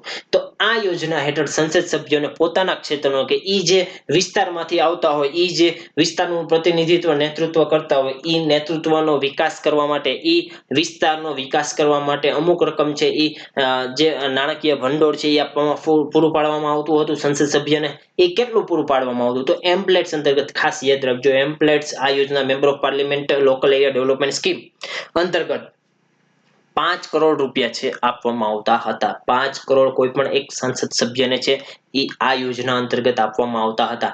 એ જે આ જે 5 કરોડ ફાળવવામાં આવતા એ કુલ સરખા 2 હપ્તામાં, એટલે પહેલો હપ્તો 2.5 કરોડનો, ત્યારબાદ બીજો હપ્તો પણ 2.5 કરોડનો, આવી રીતે 5 કરોડ છે એ ફાળવવામાં આવતા હતા સરખા 2 હપ્તામાં. આ યોજના છે ને એ સેન્ટ્રલ સેક્ટર યોજના હતી. કઈ? Central sector. મિત્રો 2 પ્રકારની યોજનાઓ આવે છે. આપણે જ્યારે આખો એક લેક્ચર યોજનાઓ પર લેશું ત્યારે આપણે આ ટોટલી સમજાવશું કે સેન્ટ્રલી સેક્ટર યોજના અને સેન્ટ્રલી સ્પોન્સર્ડ યોજના એટલે શું. હું તમને બેઝિક બે જ લીટીમાં સમજાય એ રીતે તમને સમજાવું છું કે સેન્ટ્રલ સેક્ટર યોજના એટલે જેને સેન્ટ્રલ સેક્ટર સ્કીમ કહેવામાં આવે છે, એમાં જે છે એ નાણાંની ફાળવણી છે એ 100% કેન્દ્ર દ્વારા પહોંચાડવામાં આવતી હોય છે. કેન્દ્ર દ્વારા 100% એનું જે ફંડિંગ છે એના જે નાણાં છે એ ફાળવવામાં આવતા હોય છે. જ્યારે સેન્ટ્રલી સ્પોન્સર્ડ સ્કીમ હોય એમાં છે, એમાં કેવી રીતે હોય તો એમાં છે એ કેન્દ્ર અને રાજ્ય બંને સાથે મળી અમુક ટકા રકમ નાણાંની ભેગી કરી અને જે યોજના ચલાવતી હોય છે એને સેન્ટ્રલ સ્પોન્સર્ડ સ્કીમ કહેવામાં આવે છે. એમાં પણ નીચે ભાગ છે કોર સ્કીમ ને બેઝિક સ્કીમ ને, એટલે એ આપણે છે ડિટેલમાં આપણે એ જ્યારે આ યોજનાઓ તમને સ્પેશિયલ લેક્ચર એક માત્ર યોજનાઓ લઈશ કે જે મહત્વની આપણી જે યોજનાઓ હોય એના માટે આપણે સ્પેશિયલ લેક્ચર લોન્ચ કરશું. તો મિત્રો આપ સૌને વિનંતી કે જે લોકો આ લેક્ચર જોવે છે એને શેર કરો અને વધુમાં વધુ લોકો સુધી આપણું નોલેજ પહોંચાડવાનો જે આપણો ઉદ્દેશ્ય છે એ ઉદ્દેશ્યને મારા ઉદ્દેશ્યને થોડોક તમે સફળ કરશો મને વધારે મજા આવશે. એટલે કે આ ઉદ્દેશ્ય છે એ તમે લાસ્ટ સુધી તમે પહોંચાડો. જે લોકોને ઇકોનોમી સરળ ભાષામાં સમજવું હોય, જે લોકોને ઇકોનોમી સબ્જેક્ટ અઘરો લાગતો હોય, જે લોકોને ઇકોનોમી સબ્જેક્ટ સમજવામાં હજી વાર લાગતી હોય, ઇકોનોમિક સબ્જેક્ટના લીધે જે વિદ્યાર્થી મિત્રો જીપીએસસી ની તૈયારી ન કરતા હોય, અમુક સબ્જેક્ટના લીધે અમુક વિદ્યાર્થીઓને એમ થતું કે આમાંથી નહીં થાય, પણ ઈ આપણે કરીને બતાવશું, ઈ આપણે સમજીને બતાવશું, એને આપણે જે ગવર્મેન્ટ ઓફિસર છે એ બનાવીને રહીશું. એટલે ખાસ મિત્રો કે આપણા લેક્ચર છે એ વધારેમાં વધારે છે એ શેર કરતા રહ્યો અને લાઈક કરતા રહ્યો મિત્રો. ત્યારબાદ સંસદ સભ્ય, આપણે જે એમ્પ્લેટ્સ ની વાત કરતા હતા કે સંસદ સભ્ય છે આ જે એને નાણાં ફાળવેલા છે આ નાણાં એ માત્ર સલાહકારી યોજના કરશે, એક યોજના બનાવશે અને સલાહ આપશે. કોને આપશે?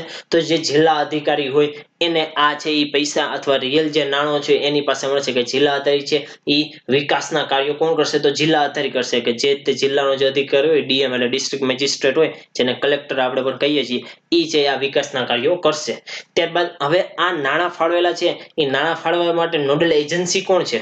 આ તમને મોસ્ટ આઈએમપી પ્રશ્ન છે કે એમ્પ્લેટ છે એની નોડલ એજન્સી કોણ છે? તો ministry of statistic and programme implementation. યાદ રાખજો, ministry of statistic and programme implementation.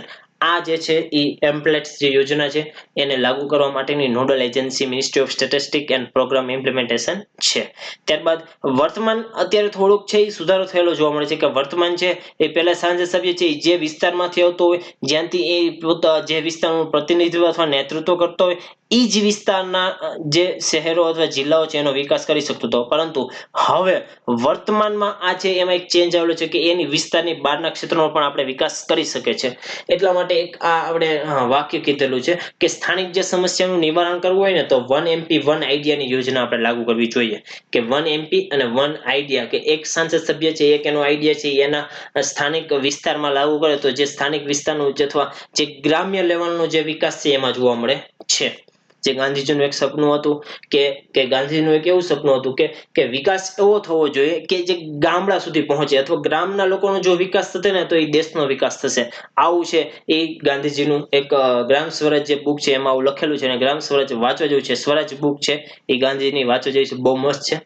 હવે આપણે છે એ યોજના આયોગ કેવી રીતે થયું અને જે આપણે નીતિ આયોગ નવું બાળકનો જન્મ થયો આપણા અર્થતંત્રમાં અને જે જૂનું બાળક હતું અથવા જે ગયઢું થઈ ગયું હતું એનું ડેથ થઈ ગયું જે યોજના આયોગ તરીકે આપણે જેને આપણે આપણા પપ્પાને એ બધા જોતા હતા અથવા આપણે પણ જોયું હશે. પણ હવે જે આપણા છોકરાઓ આવશે એને યોજના આયોગ શું છે એ એને ખબર ખ્યાલ નહીં હોય અથવા યોજના આયોગ છે એ શા માટે દેશમાં હતું એને ખ્યાલ નહીં હોય. એની જગ્યાએ હવે નવું એક છોકરાનો જન્મ થયો છે જેનું નામ છે નીતિ આયોગ, જેને હાલ 5 વર્ષ જ પૂર્ણ થયેલા છે. 2015માં એની શરૂઆત થઈ હતી, જાન્યુઆરી 2015માં, અને હવે અત્યારે હાલ છે એ 2020 ચાલે છે. આ જે બાળક છે અર્થતંત્રનો નીતિ આયોગ એ હાલ 5 વર્ષનું થયેલું છે. હવે એ કેવી રીતે એનો જન્મ થયો એની પાછળના કારણો શું હતા આપણે અહીંયા એની ચર્ચા કરવાના છીએ. તો આપણને જ્યારે આઝાદી મળી હતી મિત્રો આપણે થોડીક ચર્ચા અથવા વાત કરી લઈએ પછી તમને આ આખા ટોપિક છે એ દેશ આ જે યોજના આયોગ છે એના આખા યોજના આયોગના ટોપિક ઉપર આપણે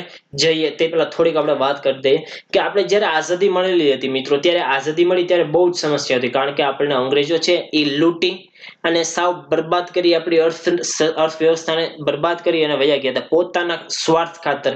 આપણે આ છે એ આના આગલા લેક્ચરમાં નહીં એની આગળના લેક્ચરમાં આપણે જોયું હતું કે આપણું જે આયોજન છે સ્વતંત્ર પૂર્વ અર્થવ્યવસ્થા કેવી હતી તેના વિશે આપણે જાણવું હોય તો આને પહેલાનો લેક્ચર છે 5મો અથવા 6ઠ્ઠો લેક્ચર છે એ જોઈ લો આખો. એમાં તમને ખ્યાલ આવી જશે કે આઝાદી સમયે આપણે જે ભારત દેશમાં છે જુદી જુદી સમસ્યાઓ હતી. બેરોજગારીમાં વધારો હતો, સાક્ષરતાની સમસ્યા હતી, ઉર્જાના અપૂરતા સાધનો હતા, માળખાગત જે સુવિધાઓ હતી એનો અભાવ જોવા મળતો, આવી વગેરે જેવી સમસ્યાઓ જોવા મળતી હતી.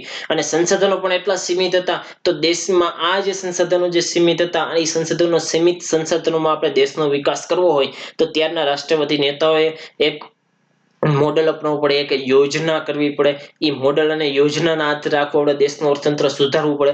તો આ જે સમસ્યા છે એ દૂર કરવા માટે આપણા રાષ્ટ્રવાદી નેતાઓએ શું કર્યું હતું તો એક રશિયા એક દેશ છે ત્યારે યુએસએસઆર તરીકે ફેમસ હતો, united soviet state of Russia. એ જે રશિયા હતું એ રશિયામાંથી આપણે છે એ આ આયોજન પંચ એટલે કે યોજના આયોગ અથવા આયોજન પંચની નીતિ આપણે અપનાવેલી હતી. એ નીતિના આધારે આપણે ભારતમાં છે એ જુદી જુદી યોજનાઓ તથા નીતિનું આયોજન કરતા હતા. આ આયોજન પંચનું મુખ્ય ત્યારે સમયે 2 કાર્ય હતા કે પંચવર્ષીય યોજનાઓ ઘડવાનું અને પ્રાથમિકતા અનુસાર જે સંસાધનો હોય એની વહેંચણી કરવી કે જે રાજ્યોને જે સંસાધનોની જરૂરી હોય એ સંસાધનો મુજબ એ લોકોને ફંડની ફાળવણી કરવી, એ લોકોની મુજબ યોજનાઓ બનાવવી. આ છે એ મુખ્ય કાર્ય આયોજન પંચનું હતું. ત્યારબાદ જો કે પંચવર્ષીય યોજના છે એ ભારતમાં છે એ સામાજિક અને આર્થિક વિકાસની સાથે સાથે છે મોટા ઉદ્યોગોના વિકાસમાં પણ મહત્વપૂર્ણ એને ફાળો ભજવેલો છે. આપણે બીજી પંચવર્ષીય યોજના ખબર પડે કે ભારે ઉદ્યોગોનો વિકાસ કરેલો હતો. એટલે કે ભારતમાં સામાજિક અને આર્થિક વિકાસની સાથે સાથે આપણે એ પણ જોયું હતું કે સામાજિક અને આર્થિક વિકાસ કેવી રીતે કે 10મી જે પંચવર્ષીય યોજના હતી, 11મી પંચવર્ષીય યોજના, એમાં સમાવેશી વિકાસની વાત હતી કે દેશના અંતિમ તબક્કા સુધી વિકાસ છે એ ત્યાં પહોંચવો જોઈએ. વિકાસનો લાભ છે એ દેશના અંતિમ તબક્કા સુધી પહોંચવો જોઈએ. તેની જે વાત હતી એ આપણે શેમાં જોઈ તો આપણે એ જોયું હતું કે 10મી અને 11મી પંચવર્ષીય યોજનામાં. ત્યારબાદ આપણે ચર્ચા કરીએ તો યોજના આયોગ છે એ યોજના આયોગ આવી રીતે સંસાધનોનું જે આપણે સમાજમાં વિતરણ કરવું હોય એના માટેની એક મહત્વની છે. હવે આપણે આ જે કોષ્ટક મુજબ છે એ કોષ્ટક મુજબ આપણે વાત કરી દઈએ કે દેશના સંસાધનોનું યોગ્ય વિતરણ કરવા માટે કેવી રીતે કે દેશના જે સંસાધનો છે એનું સંસાધનોનું યોગ્ય વિતરણ કરવું હોય તો આપણે યોજના આયોગ કરવામાં આવ્યું હતું. વિકાસની આવશ્યકતાઓ અનુસાર છે પંચવર્ષીય યોજનાનું નિર્માણ કરવામાં આવતું હતું. આ જે પંચવર્ષીય યોજના છે એની પ્રાથમિકતા શું હતી કે મેઇન કાર્ય શું કરતું કે સંસાધનોનું સરળ રીતે વિતરણ કે યોગ્ય વિતરણ કરવામાં આવતું હતું. 1950માં યોજના આયોગની સ્થાપના થઈ હતી. એક મંત્રીમંડળના સહયોગ અથવા ઠરાવના આધારે એક યોજના આયોગની સ્થાપના થઈ. યોજના આયોગ છે એ નહીં બંધારણીય સંસ્થા હતી, નહીં વૈધાનિક સંસ્થા હતી કે નહીં સ્ટેચ્યુટરી આયોગ હતું કે એટલે ન્યાયિક અર્ધન્યાયિક સંસ્થા પણ ન હતી, કાર્યકારી સંસ્થા પણ ન હતી. એક ઠરાવના આધારે રેઝોલ્યુશન દ્વારા એક યોજના આયોગ બનેલું હતું. ત્યારે યુએસએસઆરના પ્રેરિતથી આપણે વાત કરી કે હાલનું જે રશિયા છે એમાંથી પ્રેરિત થઈ અને આપણા રાષ્ટ્રવાદી નેતાઓએ છે આ યોજના આયોગ બનાવેલું હતું. હવે 1 એપ્રિલના 2015ના રોજ જે યોજના આયોગ છે એ સાવ સમાપ્ત કરી દેવામાં આવ્યું હતું. મોદી સાહેબ ગવર્મેન્ટ ત્યારે નરેન્દ્ર મોદી સાહેબની હતી ત્યારે એ 1 જાન્યુઆરી 2015ના રોજ તેનું છે એ સમાપ્તિ કરી દેવામાં આવી હતી. તો સમાપ્તિના કારણો શું કામ મોદી સાહેબે આટલા વર્ષો સુધી જે હાલી આવતી જે નીતિ છે આ જે યોજના છે એ શું કામ કેન્સલ કરી દીધી તો એના બહુ મહત્વના અને સચોટ કારણ મેં 1 થી 2 અથવા મેં 3 રજૂ કરેલા છે એનાલિસિસના આધારે. એ હું તમને કહું છું કે પહેલું કારણ છે ને મિત્રો એ રાજ્યોના પ્રતિનિધિત્વનો અભાવ કે આ જે યોજના આયોગ હતું એ યોજના આયોગમાં છે એ રાજ્યનું પ્રતિનિધિત્વ નહોતું. એમાં માત્ર ને માત્ર કેન્દ્રના લોકો દ્વારા જ આખું છે એનું આયોજન કરવામાં આવતું હતું. તો એમાં છે એ કોઈ પણ રાજ્યનો કોઈ પણ પ્રશ્ન હોય, કોઈ પણ રાજ્ય સંબંધિત યોજના કરવી હોય તો સાચો ખ્યાલ છે એ કેન્દ્રના લોકોને ખ્યાલ ન આવે. એટલે કે ટોપ ટુ બોટમ અભિગમ હતો. આપણે છે એ ઉચ્ચ જે કક્ષા હોય અથવા જે કેન્દ્રના લોકો હોય એ નીચેના સમસ્યાઓ અથવા જે તે રાજ્ય અથવા જે તે ગામની જે તે જિલ્લાની સમસ્યાઓનું છે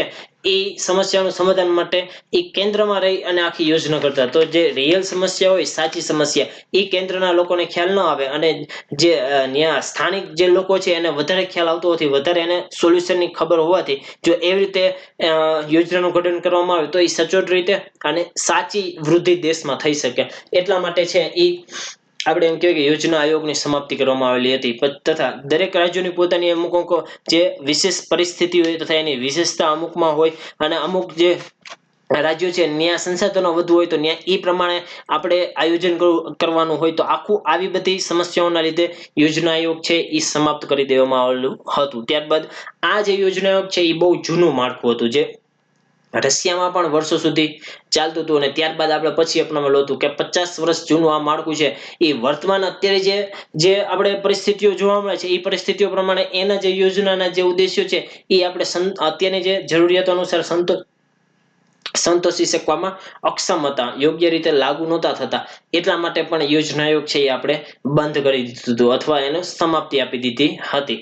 ત્યારબાદ જાન્યુઆરી 2015 છે, જાન્યુઆરી 2015માં એક નીતિ આયોગ નામનું એક સંસ્થા હતી જેને national institution transforming of India કહેવામાં આવે છે. નીતિ આયોગ એની જે સ્થાપના છે એ જાન્યુઆરી 2015માં કરેલી હતી.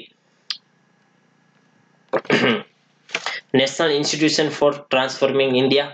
હવે એમાં જે કમ્પોઝિશન એટલે એનું જે માળખું છે આપણે એની વાત કરી દઈએ કે નીતિ આયોગનું માળખું શું હતું. તો એમાં ચેરમેન તરીકે કોણ હતા, જેમ પ્લાનિંગ કમિશનમાં ચેરમેન તરીકે પીએમ હતા આમાંય સેમ. હવે તમારે ખાલી આ એક જ યાદ રાખવાનું છે કે નીતિ આયોગનું આખું માળખું કેવી રીતે હોય છે. તો નીતિ આયોગનું જે માળખું છે એમાં ચેરમેન તરીકે આપણા પ્રધાનમંત્રી જે હોય તે એક પ્રધાનમંત્રી છે એ ચેરમેન હોય છે. ત્યારબાદ એની ગવર્નિંગ કાઉન્સિલ હોય છે. ગવર્નિંગ કાઉન્સિલમાં દરેક રાજ્યોના સીએમ, ખાસ યાદ રાખજો કે દરેક રાજ્યોના સીએમ અને જે કેન્દ્ર શાસિત પ્રદેશમાં જે ઓલી વિધાનસભા હોય તો એ વિધાનસભાના જે લેફ્ટનન્ટ ગવર્નર હોય લેફ્ટનન્ટ ગવર્નર તથા મુખ્યમંત્રી હોય તો મુખ્યમંત્રી દરેક રાજ્યના મુખ્યમંત્રીનો સમાવેશ છે એ આમાં ગવર્નિંગ કાઉન્સિલમાં થતો. યુટીના લેફ્ટનન્ટ ગવર્નરનો સમાવેશ પણ આમાં ગવર્નિંગ કાઉન્સિલમાં થતો.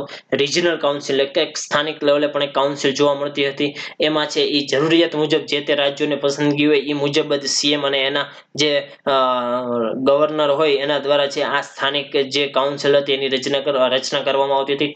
એમાં મેમ્બર પણ હતા. એમાં બે પ્રકારના મેમ્બર જોવા મળે કે ફૂલ ટાઈમ મેમ્બર અને પાર્ટ ટાઈમ મેમ્બર એટલે કે કાયમી અને જે અમુક કામ ચલાઉ મેમ્બરો પણ આમાં જોવા મળતા હતા. ત્યારબાદ એક્સ ઓફિશિયલ મેમ્બર કે ચાર એવી જે મંત્રી હોય મંત્રીના પદ હોય એ પોતાના હોદ્દાની રૂએ એક્સ ઓફિશિયલ એટલે કે પોતાના હોદ્દાની રૂએ છે એ નીતિ આયોગના સદસ્યો હતા. કે કોઈ પણ વ્યક્તિ છે એ નાણામંત્રી બને તો એ નાણામંત્રીની હારોહાર એ છે એ નીતિ આયોગનો પણ એમાં સભ્ય હોઈ શકે છે. કે જે કોઈ પણ મંત્રી નાણામંત્રી બનેલો હોય તો અથવા જે ગૃહ વિભાગનો જે મંત્રી હોય એ ગૃહ વિભાગનો મંત્રી હોવાની સાથે સાથે એ જે નીતિ આયોગ છે એનો પણ સભ્ય હોઈ શકે છે. ખાસ નીતિ આયોગનું ફૂલ ફોર્મ પણ પૂછાય છે વન લાઇનરમાં અથવા ક્લાસ 3 ની એક્ઝામમાં national institution for transforming India યાદ રાખજો મિત્રો. ત્યારબાદ એમાં સીઈઓ પણ હોય છે. જે સીઈઓ ની જે નિમણૂક છે એ કોના દ્વારા કરવામાં આવે છે? સીઈઓ ની જે નિમણૂક છે એ પ્રધાનમંત્રી દ્વારા કરવામાં આવે છે. એ પ્રધાનમંત્રી દ્વારા સીઈઓ ની નિમણૂક કરવામાં આવે છે. હવે જે વાઇસ ચેરમેન છે વાઇસ ચેરમેન આમાં આપેલ નથી પણ વાઇસ ચેરમેન પણ છે એની નિમણૂક પણ જે ચેરમેન છે એના દ્વારા એટલે કે પ્રધાનમંત્રી દ્વારા એની જે છે નિમણૂક કરવામાં આવે છે. હવે અહીંયા તમને બધા જ પ્રકારના હાલના જે લોકો સંકળાયેલા છે એના ફોટા પણ આપેલા છે કે આપણા હાલના જે ચેરમેન છે નીતિ આયોગના એ આપણા શ્રીમાન મોદી સાહેબ છે. પ્રધાનમંત્રી મોદી સાહેબ છે. ત્યારબાદ જે વાઇસ ચેરમેન છે એ વાઇસ ચેરમેન છે એ નોમિનેટ કોણ કરે છે એને પસંદ કોણ કરે છે તો એને પસંદ છે એ પ્રધાનમંત્રી દ્વારા કરવામાં આવે છે. હાલના જે આપણા વાઇસ ચેરમેન છે એ કોણ છે મિત્રો? તો રાજીવ કુમાર છે. રાજીવ કુમાર છે આપણા વાઇસ ચેરમેન છે. આપણા સીઈઓ કોણ છે? તો સીઈઓ છે અમિતાભ કાંત છે. ખાસ યાદ રાખજો અમિતાભ કાંત છે એ સીઈઓ છે. રાજીવ કુમાર અથવા રાજીવ સેન રાજીવ કુમાર છે. રાજીવ કુમાર એનું નામ છે. રાજીવ કુમાર છે આપણા વાઇસ ચેરમેન છે અને સીઈઓ છે અમિતાભ કાંત છે. ઈ નોમિનેટેડ છે. આ જે અમિતાભ કાંત છે એ કહેવાય કે એ ફોર્મર આઈએએસ હતા કેરળના. એ અત્યારે સીઈઓ તરીકે સિલેક્ટ થયેલા છે. ત્યારબાદ full time member part time member x officio member અને કાઉન્સિલ એમાં ગવર્નિંગ કાઉન્સિલ રિજનલ કાઉન્સિલ અને સ્પેશિયલ ઇન્વાઇટ્સ કે જે સ્પેશિયલ જે પ્રધાનમંત્રીએ નક્કી કરેલો હોય કે આ લોકો છે આ ફિલ્ડમાં નિષ્ણાંત છે તો એ લોકોને સ્પેશિયલ આમંત્રણ આપવામાં આવતું અને એને આમાં પસંદગી કરવામાં આવતી. ખાસ મિત્રો અત્યારે જે ફૂલ ટાઈમ પરમેનન્ટ સભ્યો છે એ 3 છે. એ ફૂલ ટાઈમ મેમ્બર મેં તમને અહીંયા લખેલા છે કે પ્રોફેસર રમેશચંદ. એવી જ રીતે મેં ફોટા ગોઠવેલા છે. જે પહેલો ફોટો છે પ્રોફેસર રમેશચંદનો છે. ત્યારબાદ વીકે સારસ્વતનો છે. જે બીજો ફોટો છે એ વીકે સારસ્વતનો છે અને થર્ડ જે બે ફોટાની નીચે એક ફોટો છે એ ડીકે પોલ ડોક્ટર વીકે પોલનો છે. આ જે 3 સભ્યો છે એ ફૂલ ટાઈમ એટલે પરમેનન્ટ સદસ્યો છે નીતિ આયોગના. ત્યારબાદ આપણે એક્સ ઓફિશિયો મેમ્બર જોઈએ કે કોણ અત્યારે જે મંત્રી છે કોણ એ મંત્રી હોદ્દાની રૂએ જે નીતિ આયોગ છે એના સભ્યો છે. તો સંરક્ષણ પ્રધાન છે એટલે આપણા જે રક્ષા મંત્રી છે રક્ષા મંત્રી અત્યારે હાલ નીતિ આયોગના એક્સ ઓફિશિયો મેમ્બર છે જે રાજનાથસિંહ છે. ગૃહમંત્રી આપણા છે અમિત શાહ. એ અમિત શાહ પણ છે એ આના એક્સ ઓફિશિયો મેમ્બર છે. ત્યારબાદ નાણાપ્રધાન છે નાણાપ્રધાન નિર્મલા સીતારમણ. એ નાણાપ્રધાન પણ નીતિ આયોગના એક્સ ઓફિશિયો મેમ્બરમાં આવે છે. ત્યારબાદ કૃષિ અને ખેડૂતના કલ્યાણ પ્રધાન જે છે કૃષિ અને ખેડૂતના જે કલ્યાણ મંત્રી એ નરેન્દ્રસિંહ તોમર પણ આપણે એક્સ ઓફિશિયો ચેરમેન તરીકે જોવા મળે છે. એક્સ ઓફિશિયો મેમ્બર તરીકે નીતિ આયોગના સભ્ય તરીકે જોવા મળે છે. આ આખું જે નીતિ આયોગનું આપણે માળખું જોયું છે. નીતિ આયોગની હાલમાં જે વર્તમાન એના વાઇસ ચેરમેન તરીકે તમને એક વાક્યમાં પૂછાય તમને છે એ સીઈઓ કોણ છે એ પણ પૂછાય. તમને એમ પણ પૂછાય કે વાઇસ ચેરમેનની નિમણૂક કોણ કરે છે? સીઈઓ ની નોમિનેટ કોણ કરે છે? તથા ફૂલ ટાઈમ મેમ્બર નીચેનામાંથી કોણ ફૂલ ટાઈમ મેમ્બર નથી? તો આપણને ખબર છે કે ફૂલ ટાઈમ મેમ્બર 3 જ છે રમેશચંદ્ર વીકે સારસ્વત અને વીકે પોલ. આ 3 જે સભ્યો છે એ ફૂલ ટાઈમ એટલે પરમેનન્ટ સદસ્ય છે. ત્યારબાદ એમ પણ પૂછે કે નીચેનામાંથી કયા મંત્રી નીતિ આયોગના એક્સ ઓફિશિયો મેમ્બર તરીકે નથી? પણ આપણને ખ્યાલ જ છે કે સંરક્ષણ પ્રધાન ગૃહ પ્રધાન નાણાં પ્રધાન અને જે કૃષિ અને ખેડૂત કલ્યાણ જે મંત્રાલય ખાતું છે એના જે પ્રધાન છે ઈ કોણ છે? તો નીતિ આયોગના એક્સ ઓફિશિયો સભ્ય છે. ખાસ મિત્રો આ આખું જે માળખું છે ઈ યાદ રાખજો, આ કામ લાગે એવું છે. અને હાલમાં જે કરંટમાં છે એ બધા હોદ્દાને આપણે આમાં સમાવેશ કરેલો છે અને સ્થળ છે મિત્રો માં તમને થોડોક પણ ખ્યાલ આમાં આવી ગયો હશે. તથા આપણે હવે આને ડિટેલમાં જશું કે નીતિ આયોગનું કાર્ય શું છે, નીતિ આયોગના ઉદ્દેશ્ય શું છે, નીતિ આયોગની રચના શું કામ કરવામાં આવી હતી એ આપણે જોયું હતું. હવે આગળ આપણે જોઈએ નીતિ આયોગ કે નીતિ આયોગ છે એ 1 જાન્યુઆરી ના રોજ થિંક ટેન્ક, સો મિત્રો થિંક ટેન્ક એક આનું કામ છે એ થિંક ટેન્ક કરવાનું છે. ખાસ ધ્યાન રાખજો, થિંક ટેન્ક આ શબ્દ યાદ રાખજો કે થિંક ટેન્ક એટલે શું કે નીતિ આયોગ છે ને એ દેશમાં જેટલી યોજનાઓ ઘડતી હોય, દેશની સમસ્યાઓ હોય, દેશના સંસાધનો છે એ સંસાધનોનો ઉપયોગ કેવી રીતે કરવો એની વિચારણા અથવા એની એક થિંક ટેન્ક રજૂ કરે છે કે એની એક ભૂમિકા અથવા વ્યૂહાત્મક ડ્રાફ્ટ રજૂ કરે છે. એ નીતિ કેવી રીતે લાગુ કરવી, જે નીતિ બનાવેલી છે એનું ઇમ્પ્લિમેન્ટેશન, એનું પાલન કેવી રીતે કરાવવું, દરેક દેશના દરેક રાજ્યના લોકો સુધી એનો લાભ કેવી રીતે પહોંચે તે નક્કી કરવાનું કામ છે આ થિંક ટેન્ક તરીકેનું કામ છે એ નીતિ આયોગ કરે છે. મિત્રો ખાસ યાદ રાખજો, નીતિ આયોગ છે એક થિંક ટેન્ક તરીકેનું કામ કરે છે. જે અસ્તિત્વમાં આવેલી જે નીતિ છે અથવા નક્કી કરેલી જે નીતિ છે એ નીતિ નક્કી કરવાનું મુખ્ય કાર્ય કરે છે.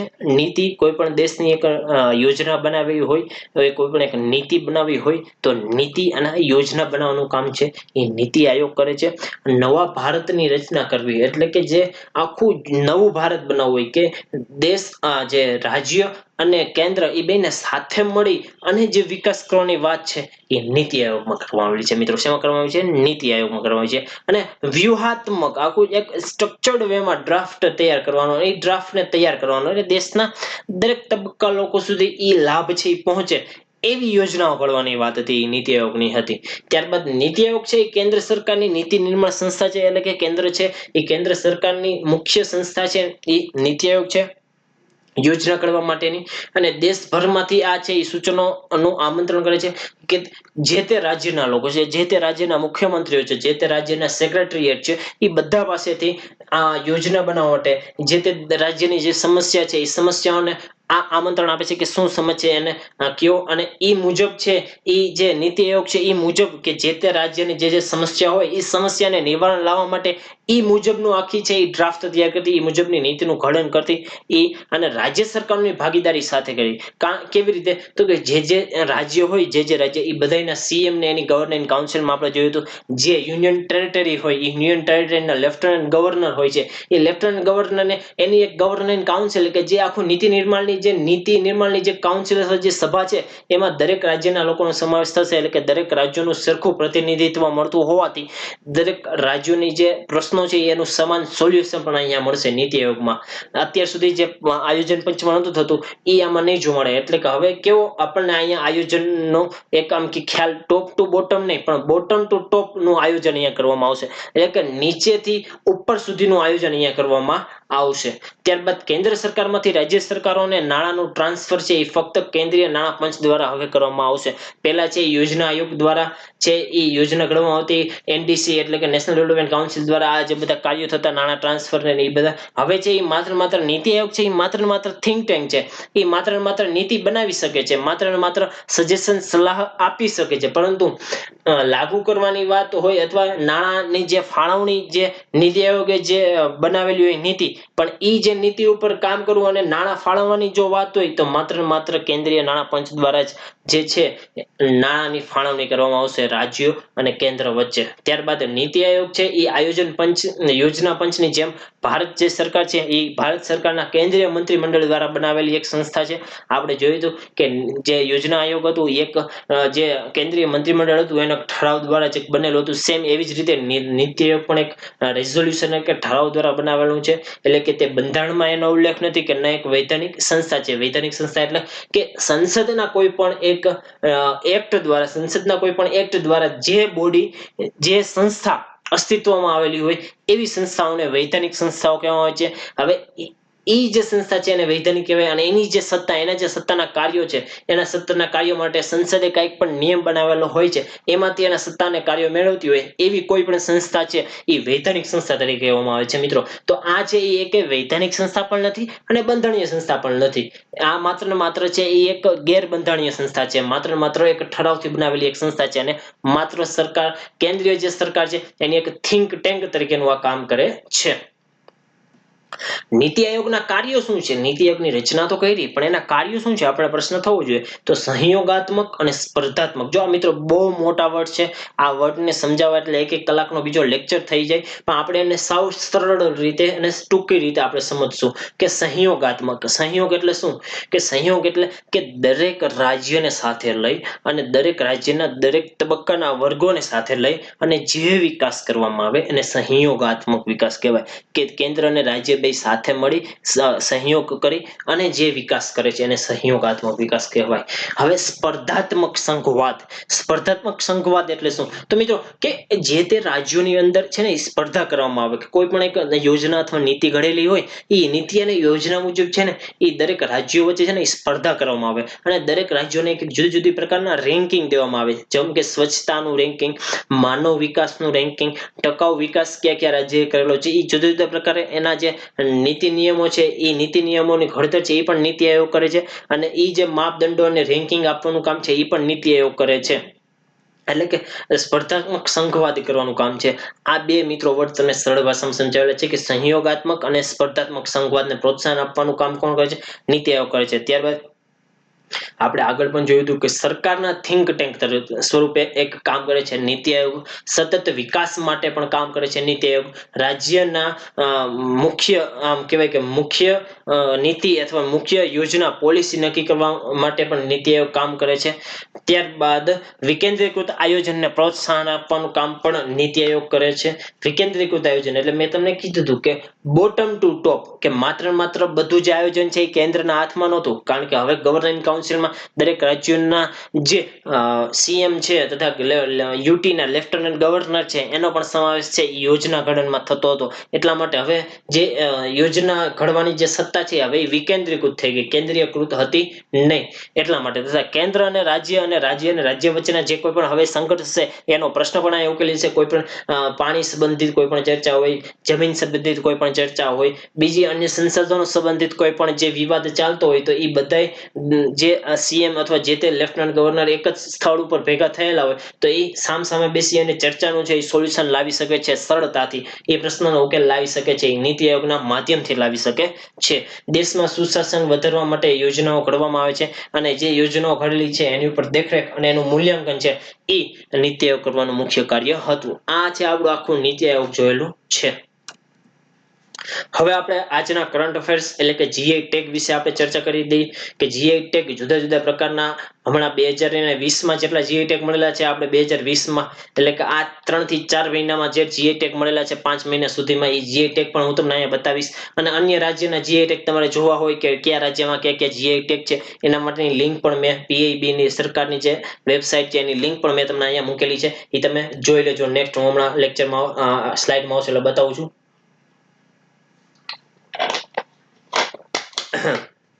તો મિત્રો હવે આપણે જીઓગ્રાફિકલ ઇન્ડિકેશન ટેગ ભારતમાં છે એ જીઓગ્રાફિકલ ઇન્ડિકેશન ટેગ કેવી રીતે મળ્યો, ભારત કેવી રીતે આનો ભાગ બન્યું, આખું એ આની જીઆઈ ટેગ ની આપણે ઇતિહાસથી લઈ ભારતમાં અને હાલના જે જીઆઈ ટેગ આપેલા છે, છેલ્લો જે જીઆઈ ટેગ આપેલો છે એ જમ્મુ કાશ્મીરના કેસરને, સેફ્રોનને આપેલો છે. એ આપણે અહીંયા જોશું કે તાજેતરમાં ન્યૂઝમાં એવું હતું કે તાજેતરમાં છે એ જમ્મુ કાશ્મીરનું જે કેસર છે એને એક જીઆઈ ટેગ મળેલો છે. તો જીઆઈ ટેગ એટલે શું તમને પ્રશ્ન થતો હોવો જોઈએ કે સાહેબ આ જીઆઈ ટેગ તમે કરો છો તો જીઆઈ ટેગ એટલે શું થાય? તો જીઆઈ ટેગ એટલે મિત્રો મેં તમને કીધું કે જીઓગ્રાફિકલ ઇન્ડિકેશન એટલે કે જીઆઈ ટેગ નું ફૂલ ફોર્મ આ થાય. જીઆઈ ટેગ એટલે કે કોઈ પણ એક વસ્તુ હોય, કોઈ પણ એક ઉત્પાદન ચીજ વસ્તુ હોય, એ એક વિસ્તાર પૂર્વક મર્યાદિત હોય, એક વિસ્તાર સાથે સંકળાયેલી હોય અને એ એક ચોક્કસ ન્યાજ મળતી હોવી જોઈએ. અને એ વસ્તુ એવી હોવી જોઈએ કે એની ગુણવત્તા ખાસ સારી હોય, એ વસ્તુ એ વિસ્તાર સાથે સંકળાયેલી હોય, એ વિસ્તાર સિવાય બીજે ક્યાંય ઉત્પાદિત થતી ન હોય એવી ખાસ ચીજ વસ્તુઓને આપણે જીઆઈ ટેગમાં સમાવેશ કરી શકીએ છીએ. એને ભૌગોલિક સંકેત પણ કહેવામાં આવે છે. ગુજરાતી સાવ ટિપિકલ ગુજરાતી આવું થાય છે ભૌગોલિક સંકેત, પણ આપણે છે જીઓગ્રાફિકલ ઇન્ડિકેશન પણ જ બોલશું કે એક એવો સંકેત એટલે કે એક એવું ઇન્ડિકેશન કે જે એક ચોક્કસ વિસ્તારમાંથી ઉત્પન્ન થતું હોય, કે ચોક્કસ વિસ્તારમાં જ ઉગાડવામાં આવતું હોય એવી ચીજવસ્તુ અને ખાદ્ય પદાર્થની એવી ચોક્કસ એક ઓળખ હોય કે ઈ જે ભૌગોલિક સ્થાન, ત્યાંનું જે ભૌગોલિક સ્થાન છે એને રિપ્રેઝન્ટ કરતું હોય, એને અનુલક્ષીને એની પ્રતિષ્ઠા વધારતું હોય. તો એવું કોઈ પણ ચીજ વસ્તુઓને આપણે જીઆઈ ટેગ ની અંદર આપણે નોંધણી કરાવી શકીએ છીએ. હવે આ જે જીઆઈ ટેગ છે એ વૈશ્વિક લેવલે ક્યારે ઉત્પન્ન થયો હતો, વૈશ્વિક લેવલે ક્યારે ચર્ચામાં આવ્યું હતું કે જ્યારે 1933 માં પેરિસનું એક સંમેલન હતું કે ઇન્ટેલેક્ચુઅલ પ્રોપર્ટી રાઇટ ઉપર હતું કે બૌદ્ધિક આંક અથવા બૌદ્ધિક પ્રોપર્ટી રાઇટ્સ જેને કહેવામાં આવે છે એના ઉપર આખું હતું. બૌદ્ધિક ક્ષમતા સંપત્તિ બૌદ્ધિક સંપત્તિ બૌદ્ધિક સંપત્તિ અધિકાર બૌદ્ધિક સંપત્તિ જે અધિકાર છે મિત્રો, થોડુંક ગુજરાતીમાં થોડોક પ્રોબ્લેમ થાય એટલે આપણે ઇંગ્લિશ વર્ડ છે એ ઝડપ તમને યાદ રહી જશે. આપણે ગુજરાતી કરવાની ટ્રાય કરશું કે બૌદ્ધિક સંપત્તિનો અધિકાર છે એ એને આઈપીઆર છે એનું એક સંમેલન યોજાયું હતું પેરિસમાં 1933 માં. ત્યારે આ જીઆઈ ટેગ ની ચર્ચા કરેલી હતી અને આઈપીઆર ને છે જેમ ટ્રેડમાર્ક, કોપીરાઇટ, જે પેટર્ન છે એ આઈપીઆર અંતર્ગત સમાવેશ થાય છે, એવી જ રીતે જીઆઈ ટેગ નો પણ એક સમાવેશ છે એમાં કરવામાં આવેલો હતો. તો જીઆઈ ટેગ આપણે એટલે કેવું હોય તો શું કહી શકીએ કે એક એવી વસ્તુ કે તમે એની આપણે પેટર્ન, તમે કોઈ પણ એક જે તમે પેટર્ન ની આપણે વાત કરીએ તો પેટર્ન તમે કોઈ પણ એક ચીજ વસ્તુની લીધી હોય અથવા ડિઝાઇનની અથવા ફોટોની પેટર્ન લીધી હોય, હવે એ ફોટો કોઈ પણ યુઝ કરવો હોય બીજાને તો એને તમારી પાસેથી પરમિશન લેવી પડે અથવા તમને અમુક પ્રકારના નાણાં ચૂકવવા પડે છે. સેમ એવી જ રીતે જીઆઈ ટેગ ની વસ્તુની વાત છે કે એક ભૌગોલિક સંકેત સાથે સંકળાયેલી હોય કે એક રીજન સાથે સંકળાયેલી હોય. તો ઈ જે રીજન અથવા ઈ જે વિસ્તાર સાથે સંકળાયેલી હોય, ઈ જે લોકો દ્વારા, એક કમ્યુનિટી દ્વારા એને ઉત્પન્ન કરવામાં આવતી હોય તો એની ઉપર ઈ લોકોનો જ અધિકાર છે, એના સિવાય કોઈ છે એનું નામ પણ ન રાખી શકે અને ઈ ચીજ વસ્તુનું ઉત્પાદન પણ ન કરી શકે. જો એવું કરે તો ઈ આ જે કાયદો છે એનો ભંગ કરેલો કહેવામાં આવશે. આપણે ભારતમાં પણ એ જીઆઈ ટેગ સંબંધિત આપણે કાયદો બનાવેલો છે. ત્યારબાદ આપણે જે 1995 માં યાદ હોય તો આપણે WTO માં આપણે છે એ સભ્યપદ મેળવેલું હતું. ત્યારબાદ આપણે WTO નું જે પદ મેળવેલું હતું એટલે કે WTO દ્વારા અમુક એના કરારો કરવામાં આવે છે, અમુક એના આપણે જ્યારે WTO આવશે ત્યારે આપણે ડિટેલમાં ભણશું જુદા જુદા કરારો. ટ્રીપ્સ છે, આઈપીઆર અંતર્ગત આપણે છે એ ટ્રીપ્સ કરેલું હતું અને ટ્રીપ્સ છે એ જીઆઈ ટેગ સંબંધિત આખું છે. તો ટ્રીપ્સ નું ફૂલ ફોર્મ શું થાય તો trade related aspects of intellectual property right, કે જે કોઈ પણ તમે ટ્રેડ કરતા હોય એક દેશથી બીજા દેશ વચ્ચે, તો જે તે દેશના ઇન્ટેલેક્ચુઅલ પ્રોપર્ટી રાઇટ નું ભંગ ન થવું જોઈએ, કે ઈ આખું એક world wide intellectual property right નું એક સંભાળ રાખવું જોઈએ કે કોઈએ કોપીરાઇટ નો ભંગ ન કરવો જોઈએ, આઈપીઆર નો ભંગ ન કરવો જોઈએ, કોપી ન મારવી જોઈએ ખાસ, કે ઈ આમાં જીઆઈ ટેગ સંબંધિત આપણને જે અધિકારો છે એનું રક્ષણ છે એ ટ્રીપ્સ માં જોવા મળે છે. ઈ આના કરાર દ્વારા આખા જીઆઈ ટેગ છે એ સંબંધિત છે, ખાસ યાદ રાખજો મિત્રો. ત્યારબાદ આ છે એ જીઓગ્રાફિકલ ઇન્ડિકેશન નો લોગો છે. કોઈ પણ તમે જીઆઈ ટેગ વાળી વસ્તુ લેશો ને એમાં આવી રીતે લોગો આવશે ખાસ. આ છે ભારત સરકાર દ્વારા બહાર પાડેલો છે જીઆઈ ટેગ. અને એમાં એક જીઆઈ ટેગ નું સૂત્ર છે, તમને સ્લોગન કે જીઆઈ ટેગ નું સ્લોગન શું છે, આ સ્લોગન પણ હમણાં જ જ્યારે જીઆઈ ટેગ ચર્ચામાં હતું ત્યારબાદ જ આ સ્લોગન અને આ જે લોગો છે એ બહાર પાડવામાં આવ્યો છે કે જેથી જીઆઈ વસ્તુ આપણે કોઈ પણ વસ્તુ જીઆઈ ટેગ વાળી ખરીદતા હોય તો આપણને ખબર પડી જાય કે આ લોગો એનો ઉપર છે કે આ જીઆઈ ટેગ વાળી વસ્તુ છે.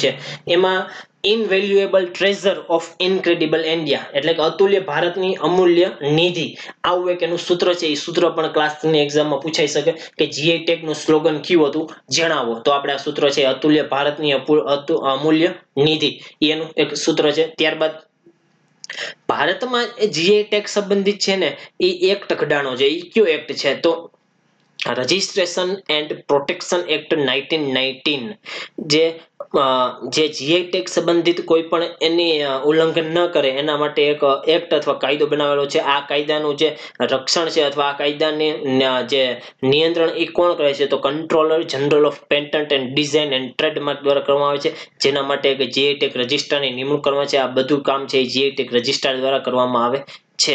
ત્યારબાદ આપ સૌને ખ્યાલ જ હશે કે ભારતનો પ્રથમ જીઆઈ ટેગ છે એ દાર્જિલિંગની ચા, જે પશ્ચિમ બંગાળમાં જે મળે છે દાર્જિલિંગની ચા, એને મેળવવામાં આવેલો હતો. આ કરંટમાં પણ હતો મિત્રો 1 થી 2 મહિના પહેલા કે દાર્જિલિંગની ચા અને નેપાળની ચા, એ નેપાળની ચા વેચવાના લીધે છે એ દાર્જિલિંગની ચા નું જે વેચાણ છે એમાં ખતરો અથવા એનો ઓછી આવી ગઈ, તેને નફામાં ઘટાડો થયો હતો, એટલે કે નેપાળની ચા ઉપર બેન કરેલો હતો. આ આપણે ન્યૂઝમાં વાંચેલું હોય તો કોઈને ખ્યાલ હોય તો, કારણ કે નેપાળની ચા અને દાર્જિલિંગની ચા બે થોડીક સેમ આવે છે, એટલે કે લોકો છે એ ભળતું મળતું આવતું હોવાથી એ નેપાળની ચા ને છે એ દાર્જિલિંગની ચા તરીકે વેચતા હતા. તો આવી રીતે છે એ જીઆઈ ટેગ જો તમે નોંધણી કરેલો હોય તો તમારી જે ઉત્પાદન છે એને રક્ષણ પણ મળે છે, તમારી જે ચીજવસ્તુ છે એ બીજી ચીજવસ્તુથી અલગ પણ બને છે. અને જે નીચલા તબક્કાના કે જ્યાં આનું ઉત્પાદન કરવામાં આવતું હોય, જે લોકોને બજાર ન મળતું હોય અને જે લોકો ગરીબ છે અથવા જે લોકો અક્ષમ છે એ લોકોનો જીવન ધોરણ ઊંચું લાવી શકાય છે અને એક માર્કેટ છે એ લોકોને પૂરું પાડી શકાય છે. દાર્જિલિંગની ચા જેમ આપણે કોઈ ખ્યાલ ન હોય, આપણે અહીંયા ગુજરાતમાં રહેતા હોય ને દાર્જિલિંગમાં આવી ચા ફેમસ હોય અને એનો જીઆઈ ટેગ થયેલો હોય તો એ બહુ ફેમસ થઈ હોવાથી આપણને ખ્યાલ આવી શકે છે, એટલે એ લોકોને એક અલગથી એક માર્કેટ રજૂ થાય છે. આપણા ફાયદા જોશું આપણે થોડુંક આગળ જશું ત્યારે, કે અત્યારે જીઆઈ ટેગ છે આપણે થોડીક ફેક્ચ્યુઅલ વાત કરીએ કે હાલમાં જે જીઆઈ ટેગ છે, હાલમાં જીઆઈ ટેગ એ સૌથી વધારે કોણ ધરાવે છે, કયું રાજ્ય ધરાવે છે, તો આ સૌથી વધારે જે જીઆઈ ટેગ ધરાવતું રાજ્ય હોય તો એ કર્ણાટક છે. આશરે 30 થી 35 ચીજ વસ્તુઓ છે. મેં આ લિંક તમે ક્લિક કરશો એટલે તમને ખબર પડી જશે. જો આ લિંક છે, આ જે લિંક તમને અહીંયા આપેલી છે, આ લિંક એના ઉપર તમે ક્લિક કરશો એટલે તમને ખ્યાલ આવી જશે કે આ લિંક છે એ તમને રાજ્ય વાઇઝ છે, દરેક રાજ્યમાં ક્યાં ક્યાં જીઆઈ ટેગ આવેલા છે એ તમને એની માહિતી જોતી હોય તો આ લિંક ઉપરથી મળી રહેશે. અને સરકારી લિંક છે અને ઓથેન્ટિક લિંક છે, એની ઉપર ક્લિક કરશો એટલે કે જે સરકારના જે આંકડા છે, સરકારે જે જીઆઈ ટેગ બહાર પાડેલા છે એ જીઆઈ ટેગ ની તમને અહીંયા બતાવેલા છે દરેક રાજ્યના. પણ આપણે જે ઉપયોગી છે એ મેં તમને અહીંયા બધા કવર અપ કરી લીધા છે, એટલે કે આપણા જે એક્ઝામ ઓરિએન્ટેડ છે એ બધું કવર અપ કરી લીધું છે. પણ કોઈને વધારે માહિતી જોતી હોય, કોઈને વધારે જ્ઞાન જોતું હોય તો એમાં જઈ શકે છે. આપણા ગુજરાતમાં ટોટલ કેટલા જીઆઈ ટેગ છે તો ગુજરાતમાં ટોટલ 12 જીઆઈ ટેગ છે. એ 12 આપણે અહીંયા એની પણ યાદી આપણે દર્શાવેલી છે. ત્યારબાદ 2020માં આપણને જુદા જુદા જે જીઆઈ ટેગ મળેલા છે એની આપણે ચર્ચા કરીએ તો એક કાશ્મીરી કેસર, આપણે જે વાત કર્યું હમણાં કાશ્મીરી કેસર છે એ જમ્મુ કાશ્મીરમાં જે હતું, જમ્મુ કાશ્મીરના હાઈલેન્ડ કારેવા નામના હાઈલેન્ડમાં આનો જે ખેતી અને લણણી કરવામાં આવે છે. કાશ્મીરી કેસર જેને જીઆઈ ટેગ હમણાં પ્રાપ્ત થયેલું છે, કાશ્મીરી કેસર આઈ થિંક 2 અથવા 1 મહિના જે ન્યૂઝમાં હતું. કાશ્મીરી કેસર છે એ કારેવા હાઈલેન્ડમાં આ છે એ ઉગે છે અથવા એની ખેતી ત્યાં થાય છે અને એ કાશ્મીરી કેસર છે એ જીઆઈ ટેગ એને પ્રાપ્ત કરેલો છે. કાશ્મીરી કેસર છે એ 3 પ્રકારના કેસર જોવા મળે છે. એક લચ્છા કેસર, મુંગરા કેસર અને ગુચ્ચી અથવા ગુચ્ચી કેસર જેને કહેવામાં આવે છે. એ 3 પ્રકારના જે કેસર છે એ કાશ્મીરમાં જોવા મળે છે. હવે ત્યારબાદ છે એ કાળા ચોખા, જેને મણિપુરમાં ચકાહાઓ કહેવામાં આવે છે.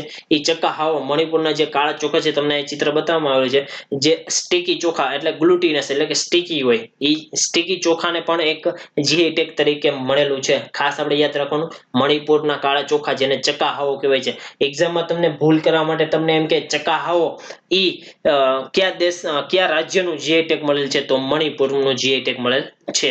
મણિપુરમાં આ જે છે એ ઉગાડવામાં આવે છે, આ પ્રકારના ચોખા ઉગાડવામાં આવે છે. એના ઉપર એક વિશેષ પ્રકારની સુગંધ આવતી હોય છે અને જે પરંપરાગત જે તબીબો હોય છે ત્યાંના મણિપુરના જે પરંપરાગત તબીબીઓ છે એટલે ડોક્ટરો છે, અહીંયાનો ઉપયોગ પણ દવા સ્વરૂપે કરતા હોય છે. ત્યારબાદ ગોરખપુરની ટેરાકોટા એટલે માટીની વાત છે. ટેરાકોટા ગોરખપુરની, એ ગોરખપુરનું જે ટેરાકોટા છે એ ટેરાકોટા પણ જીઆઈ ટેગમાં છે એ સમાવેશ થયેલો છે. યુપીનું ગોરખપુરના ટેરાકોટા છે એ ટેરાકોટાનું કાર્ય સદીઓથી પરંપરાગત જે કળા છે, જે આવા ઘોડા છે, રમકડાઓ છે એ બનાવવાનું કામ છે એ સંપૂર્ણ હાથથી બનાવવામાં છે. આખો ઘોડો છે એ હાથથી બનાવવામાં આવે છે. તો હવે મિત્રો તમે આમ વિચારો કે આ જે લોકો, જે પ્રજાપતિઓ, જે લોકો ઉદ્યોગ કરતા હોય છે, જે લોકો આ બનાવતા હોય છે, જે લોકો આ રમકડાના વાસણો માટીના જે બનાવતા હોય છે, એ લોકોને હાથેથી આટલી બધી મહેનત કરતા હોય હોય છે, પરંતુ એને યોગ્ય બજાર ન મળતું હોય, એટલે એની જે કલા છે એનો કલાનો વિકાસ ન થતો હોય, એનું યોગ્ય જીવનધોરણ ઊંચું ન આવતું હોય, કારણ કે આવકના સ્ત્રોતો હોય નહીં, માત્ર ને માત્ર જે વર્ષોથી જે શીખવાડતી આવતી એનામાં જે કળા છે એનું ઉત્પાદન કરતો હોય, એટલે કે નિશ્ચિત સ્થાનિક બજાર સુધી મર્યાદિત હોય. પરંતુ આ વસ્તુને જો જીઆઈ ટેગ આપવામાં આવે, આ વસ્તુને એક સંરક્ષણ અથવા રક્ષણ આપવામાં આવે સરકાર દ્વારા, તો આ વસ્તુ છે એ લોકોનું જીવન ધોરણ પણ ઊંચું લાવશે, અને આ કળા છે એ વૈશ્વિક લેવલે પણ એક આગળ આવતી કહેવામાં આવશે. એટલા માટે જીઆઈ ટેગ છે એ બહુ મહત્વનો એક ભાગ ભજવે છે, જે તે લોકોનું જીવન ધોરણ આગળ વધારવામાં, આ લોકોને એક બજાર તરીકે બજાર પૂરી પાડવામાં પણ મહત્વનો એક ભાગ ભજવે છે. ટેરાકોટામાં જે વપરાતી માટી છે એ કબીઝ માટી કહેવામાં આવે છે. આપણે યાદ રાખજો ખાસ કે ટેરાકોટામાં છે કઈ માટી વાપરવામાં આવે છે, તો કબીઝ નામની માટી છે એ ટેરાકોટામાં યુઝ કરવામાં આવે છે. આવી માટી છે એ ફક્ત મે અને જૂન મહિનામાં જોવા મળે છે. બાકીના જે વર્ષોમાં છે એ તળાવમાં જે પાણી, જે તળાવમાં જે માટી પાણીથી ભરાઈ જાય છે એ માટી ટેરાકોટા તરીકે ઓળખાય છે. ગોરખપુરમાં જે જોવા મળતી હતી. હવે અન્ય જે જીઆઈ ટેગ જોવા મળે છે એ જીઆઈ ટેગ તમિલનાડુમાં કયું, તો ડિંડીગુલ લોક એટલે ડિંડીગુલનું તાળું અને કડંગીની સાડી. આ છે એ 2020 પછીના એટલે કે 2019 ના જીઆઈ ટેગ છે, પણ મહત્વના જીઆઈ ટેગ છે, એટલા માટે મેં આખા ન્યૂઝમાં મેં આખો એવી રીતે કરેલું હતું કે અત્યારથી લેટેસ્ટ થી લઈ અને જૂના ન્યૂઝ તરફ હું ગયો હતો, એટલે કે જે મહત્વના હોય એ આપણે બધા જ કવર કરી લીધા છે. એટલે આપણને જીઆઈ ટેગ નો કોઈ પણ પ્રશ્ન આવશે, હું તમને ગેરંટી આપું છું કે તમે આટલું પાકું કરેલું હશે તો જીઆઈ ટેગ નો કોઈ પણ પ્રશ્ન આવશે તમારો ખોટો નહીં પડે. હા, આ પાકું અને રિવિઝન કરેલું હોય તો મિત્રો ખાસ યાદ રાખજો કે પાકું અને રિવિઝન કરેલું હશે તો તમારો જીઆઈ ટેગ નો એક પણ પ્રશ્ન ખોટો પડશે નહીં. અને આની તમારે પીડીએફ જોતી હોય, આ બધા જ જે આપણે લેક્ચર લીધા એની પીડીએફ જોતી હોય તો આપ સૌને ખ્યાલ જ હશે, નવા છે એને કહી દઉં કે સૂરજ ભટ્ટ @unacademy SURAJBHATT @unacademy લખશો એટલે તરત મારી એક ટેલિગ્રામની ચેનલ છે એ તમને મળી જશે, અને એમાં તમને આ બધા જ પ્રકારની પીડીએફ પણ મળશે. એમાં અન્ય પ્રકારનું મટીરિયલ પણ તમારે જોતું હોય ગુજરાતીમાં અવેલેબલ હશે, અને એમાં ડેઈલી ક્વિઝ પણ કરવામાં આવે છે. એ ક્વિઝનો તમે આન્સર આપી શકો છો, અને સરળતા રહેશે, તમારી મહેનતને સરળ કરી નાખશે. તમારે નોટ્સ ઓછી બનાવવી પડે, ડાયરેક્ટ તમારે આ પીડીએફ રીડિંગ કરી અને પીડીએફ ની તમે નોટ્સ બનાવી નાખો. માર્કેટમાં હાલ તમે જઈ ન શકતા હોય અને કંઈ લઈ ન શકતા હોય તો બેસ્ટ મટીરિયલ હું તમને પ્રોવાઈડ કરું છું, અહીંયાથી તમે મેળવી શકો છો. હવે અન્ય પ્રકારના જે જીઆઈ ટેગ છે આપણે એની ચર્ચા કરીએ દઈએ કે તમિલનાડુમાં એક જીઆઈ ટેગ બે છે, ડિંડીગુલ અને કડંગી સાડી, એ હાલમાં જ મળેલો હતો. ત્યારબાદ વાઝકુલમ પાઇનેપલ એટલે કે વાઝકુલમનું અનાનસ, કેરળનું જે વાઝકુલમ વિસ્તાર છે એના ઉપરથી આ જે અનાનસ અથવા આ જે પાઇનેપલ છે એ ફેમસ થઈ ગયું છે, અને જીઆઈ ટેગ મળેલો છે. વાઝકુલમ પાઇનેપલ કેરળનો એક વિસ્તાર છે, એના નામ ઉપરથી આ વાઝકુલમ પાઇનેપલને જીઆઈ ટેગ મળેલો છે. કંધમાલ હળદર ઓડિશાનું છે, આ પૂછાઈ ગયેલો પ્રશ્ન છે. કંધમાલ હળદર એ ક્યાંનો જીઆઈ ટેગ છે, તો ઓડિશાનો છે. ત્યારબાદ કાળું જીરું અથવા કાળા જીરા એ હિમાચલ પ્રદેશ, જીરા ફૂલ એ છત્તીસગઢ, કુર્ગ અરેબિકા કોફી એ કર્ણાટક. કુર્ગ અરેબિકા કોફી ખાસ યાદ રાખજો તમે, કોફી 3 પ્રકારની આપણને જીઆઈ ટેગ મળેલી છે. અરાકુ વેલી અરેબિકા કોફી એટલે આંધ્રપ્રદેશ, વાયનાડ રોબસ્ટા કોફી એટલે કેરળ, અને કુર્ગ અરેબિકા કોફી એટલે કર્ણાટક. તમે કુર્ગ ની વાત આવે આપણને ખ્યાલ જ હોય, કુર્ગ રીજન એટલે કર્ણાટક, જે કપાસ માટે ફેમસ છે. એ કુર્ગ ની વાત છે. એ કુર્ગ અરેબિકા કોફી પ્રકારની કે તો કર્ણાટક. અરાકુ વેલી એટલે અરાકુ વેલી મોટું નામ આવ્યું, અરાકુ અથવા આંધ્રપ્રદેશ એમ પણ આપણે યાદ રાખી શકીએ. અરાકુ અને આંધ્રપ્રદેશ એટલે કે અરાકુ વેલી અરેબિકા કોફી એટલે આંધ્રપ્રદેશ, અરાકુ વેલી અરેબિકા કોફી એટલે આંધ્રપ્રદેશ. અને આવ્યો એટલે એમ પણ આપણે યાદ રાખી શકીએ કે આંધ્રપ્રદેશ ને અરાકુ. ત્યારબાદ કેરળનું એક વાયનાડ રીજન અથવા વાયનાડ શહેર છે ત્યાંનું, તો એ વાયનાડ ઉપરથી પણ આપણે યાદ રાખી શકીએ. વાયનાડ તળાવ પણ છે ત્યાંનું. કેરળ વાયનાડ રોબસ્ટા કોફી એમ પણ આપણે યાદ રાખી શકીએ છીએ. આ હતા એ આપણે જીઆઈ ટેગ ના જે ભારતમાં હતા એ આપણે જોયા. હવે જે ગુજરાતમાં જીઆઈ ટેગ છે એના વિશે આપણે વાત કરી દઈએ તો ટોટલ આપણે 12 જીઆઈ ટેગ છે. મેં તમને કીધું હતું સૌપ્રથમ જીઆઈ ટેગ છે ભાલિયા ઘઉં, ગીરની કેસર કેરીની વાત છે, ખંભાતના હકીકના પથ્થરની કામગીરી, જામનગરની બાંધણી, કચ્છની સાલ, કચ્છનું ભરતકામ, પાટણના પટોળા, સંખેડાનું ફર્નિચર, સુરતનું જરીકામ, ટંગલિયા સાલ, પેથાપુરનું પ્રિન્ટિંગ બ્લોક્સ અને રાજકોટના પટોળા. આ જે છે એ 12 જે છે એ 12 છે એ ગુજરાતમાં જે જીઆઈ ટેગ જે ચીજ વસ્તુને મળેલ છે એ 12 તમને નામ આપેલા છે. ખાસ યાદ રાખજો કે નીચેનામાંથી ગુજરાતમાં ક્યાં જીઆઈ ટેગ મળેલા છે, તો આ 12 જીઆઈ ટેગ યાદ રાખજો. ભાલિયા ઘઉં, ગીર કેસર કેરી, ખંભાતનું હકીકની કામગીરી, જામનગરની બાંધણી, કચ્છની સાલ, કચ્છનું ભરતકામ, પાટણના પટોળા, ત્યારબાદ સંખેડાનું ફર્નિચર, સુરતનું જરીકામ જરીક્રાફ્ટ, તાંગલિયા સાલ, પેથાપુરનું પ્રિન્ટિંગ બ્લોક્સ અને રાજકોટના પટોળા. ખાસ યાદ રાખવાનું છે, અમુક ચિત્રો હું અહીંયા મૂકી શક્યો છું. 8 પછીના ચિત્રો તમારે જોઈએ તો તમે ગૂગલમાં સર્ચ કરી અને જોઈ શકો છો મિત્રો. હવે આપણે અગાઉના પરીક્ષામાં જે પ્રશ્નો હતા એ પ્રશ્નોની આપણે ચર્ચા કરી લઈએ કે વસ્તીની કૃષિ અને ઘનતા નીચેના પૈકી કયાનો ગુણોત્તર ધરાવે છે? કે વસ્તીની કૃષિ ઘનતા એટલે કે વસ્તી છે એ કૃષિમાં સંકળાયેલ છે, એ સંકળાયેલનો ગુણોત્તર કેટલો છે એનું આપણે વાત કરવાની કીધી હોય તો કુલ કૃષિ છે, કુલ જે કૃષિ વસ્તી છે, કુલ કૃષિ વસ્તી એટલે શું કે જે વસ્તી છે એ વસ્તી કેટલી વસ્તી એ ખેતીમાં સંકળાયેલી છે, એ જે વસ્તી આપણને જોવા મળે એને કૃષિ વસ્તી કહેવાય છે. એ કૃષિ વસ્તી અને કુલ વાવેતર કરેલ જમીન કે ટોટલ જે છે એ ખેતી અથવા વાવેતર જે કરવામાં આવે છે એ જમીનનો જે રેશિયો કરવામાં આવે છે એને વસ્તીની કૃષિ ઘનતા કહેવામાં આવે છે. મિત્રો ખાસ યાદ રાખજો, પૂછાયેલો પ્રશ્ન છે, નાયબ મામલતદારનો આ પ્રશ્ન છે. ત્યારબાદ જે વિશ્વ બેંક છે કે જેને વર્લ્ડ બેંક કહેવામાં આવે છે એ નીચેની કઈ કઈ સંસ્થાઓ ભેગા થઈ અને બનેલું છે? તો યાદ રાખજો કે નીચેની 3 ટોટલ સંસ્થા છે આપણે આમાં આપેલી છે એ કે international bank four reconstruction and development, international financial corporation, ત્યારબાદ ઇન્ટરનેશનલ ડેવલપમેન્ટ એસોસિએશન. આપણને પ્રશ્ન આવી રીતે પૂછેલો હતો કે નીચેના પૈકી કઈ સંસ્થા વિશ્વ બેંકનું ગઠન કરે છે? તો આ 3 છે એ વિશ્વ બેંકનું ગઠન કરે છે. ત્યારબાદ જીઆઈ ટેગ ની આપણે વાત કરી દઈએ. જો આપણે હમણાં જ જીઆઈ ગુજરાતના જીઆઈ ટેગ ની વાત આપણે પ્રશ્ન પૂછેલો અને આમાં પ્રશ્ન પણ આવી ગયો છે કે ગુજરાતમાં ભૌગોલિક લક્ષણ જીઆઈ ટેગ બાબતે નીચેના પૈકી કયો વિધાનો સાચા છે? જો હવે હું તમને આ પ્રશ્ન ન આવડતો હોય અને તોય કેવી રીતે સાચો કરો ને હું તમને શીખવાડું છું. મિત્રો ખાસ ધ્યાન રાખજો કે આપણે ખાલી જેટલું ભણ્યું ને એ ભણવાના આધાર ઉપર જ આપણે કેવી રીતે પ્રશ્ન આપણો સાચો કરો ને એ તમને સમજાવું છું કે ગુજરાતમાં ખંભાતના હકીક, કચ્છનું ભરતકામ, પાટણના પટોળા એ ભૌગોલિક લક્ષણ પ્રાપ્ત કરેલ છે. ભૌગોલિક લક્ષણ એટલે જીઓગ્રાફિકલ ઇન્ડિકેશન. એ સાચી વાત છે. આપણે જોયું કે ખંભાતના હકીક એટલે કે ખંભાતનું ભરતકામ ભરતકામ શું એના જે હકીકના પથ્થરોનું કામગીરી, કચ્છનું ભરતકામ અને પાટણના પટોળા. હવે ખંભાતના હકીકના વિવિધ રંગો જેવા કે પીળો, લીલો, ગુલાબી, કાળો, સફેદ, ભૂખરા રંગના છટામાં જોવા મળે છે. ખંભાતના હકીકના રંગો આપણે પથ્થર પણ જોયા હતા જુદા જુદા કલરના. સાચી વાત છે સાહેબ. ખંભાતના હકીક છે એ રાજપીપળાની ટેકરીઓમાંથી એકત્રિત કરવામાં આવે છે. હવે એ આપણને ખ્યાલ નથી, ચલો આપણને ખ્યાલ નથી. હકીકની માળા બનાવવાની કળા છે એ આ ક્ષેત્રમાં 4000 વર્ષ સુધી ચાલુ છે. તો હવે 1 અને 2 ક્યાંય ઓપ્શન નથી, જોઈ લો મિત્રો. 1 અને 2 છે ક્યાંય ઓપ્શન? હવે 1 અને 2 તો આવે જ છે, 1 અને 2 આવે જ છે. એવો ઓપ્શન એ 1, 2 અને એ અને ડી એ 2 માં છે. જો મિત્રો તમે 1 અને 2 આ ડી આ એ માં 1, 2 અને ડાયરેક્ટ 4 અને આમાં ડી જે ઓપ્શન છે એમાં 4 એ 4 સાચા. હવે આપણને છે 50% આન્સર મળી ગયો. તો આપણને ખબર પડી ગઈ કે બી અને સી તો આન્સર આવે જ નહીં, કારણ કે 1 અને 2 તો સાચા જ છે. એ ફાઇનલ થઈ ગયું. એટલે આવી રીતે તમે એલિમિનેશન ની આને મેથડ કહેવામાં આવે છે. એલિમિનેશન ની મેથડ થી તમે પ્રશ્ન સોલ્વ કરશો તો તમારે એમ હું કહીશ કે તમારું 50% નોલેજ હશે ને તોય તમે એમાં 50% શ્યોર હશો કે આ તો ન જ આવે, આ 2 માંથી જ કોઈ આન્સર આવે છે. એટલે તમે આવી રીતે 50% સુધી પહોંચી શકો છો. અને પછી ગેઝિંગ પાવર થોડુંક તમારે વધારવાનું. એ ગેઝિંગ પાવર કેવી રીતે વધશે મિત્રો? તો તમે જેમ બનશે એમ વધારે પ્રેક્ટિસ કરશો પ્રશ્નોની તો એવી રીતે તમને ખ્યાલ આવશે કે કયો આમ પ્રશ્ન કઈ જગ્યાએથી ને કેવી રીતે કયા એંગલથી પૂછે છે. એટલે તમારું ગેઝિંગ પાવર એમાં વધારો થશે. નેક્સ્ટ પ્રશ્નની વાત કરતી છે કે નીચેના પૈકી કઈ બેંક દ્વારા મુદ્રા લોન આપવામાં આવે છે? કે મુદ્રા લોન છે એ કઈ બેંક દ્વારા આપવામાં આવે છે? તો વાણિજ્યિક બેંકો દ્વારા પણ આપવામાં આવે છે, સહકારી બેંક દ્વારા પણ આપવામાં આવે છે અને નોન બેન્કિંગ નાણાકીય કંપનીઓ કે જેને એનબીએફસી કહેવામાં આવે છે એના દ્વારા પણ આપવામાં આવે છે. ત્યારબાદ કૃષિ સબસિડી બાબતે નીચેના પૈકી કયું વિધાન સાચું છે? આપણને ટોટલ 2 વિધાનો આપેલા છે કે ખાતરની જે સબસિડી છે એ ખાતરની સબસિડી કોણ એનો ખર્ચ ઉપાડે છે? તો કેન્દ્ર સરકાર દ્વારા ખાતરની સબસિડીનો ખર્ચ ઉપાડવામાં આવે છે. અને પાણી ઉપર જે સબસિડી આપવામાં આવે છે તો પાણી ઉપરની જે સબસિડીનો ખર્ચ કોણ ઉપાડે છે? તો એ રાજ્ય સરકાર ઉપાડે છે.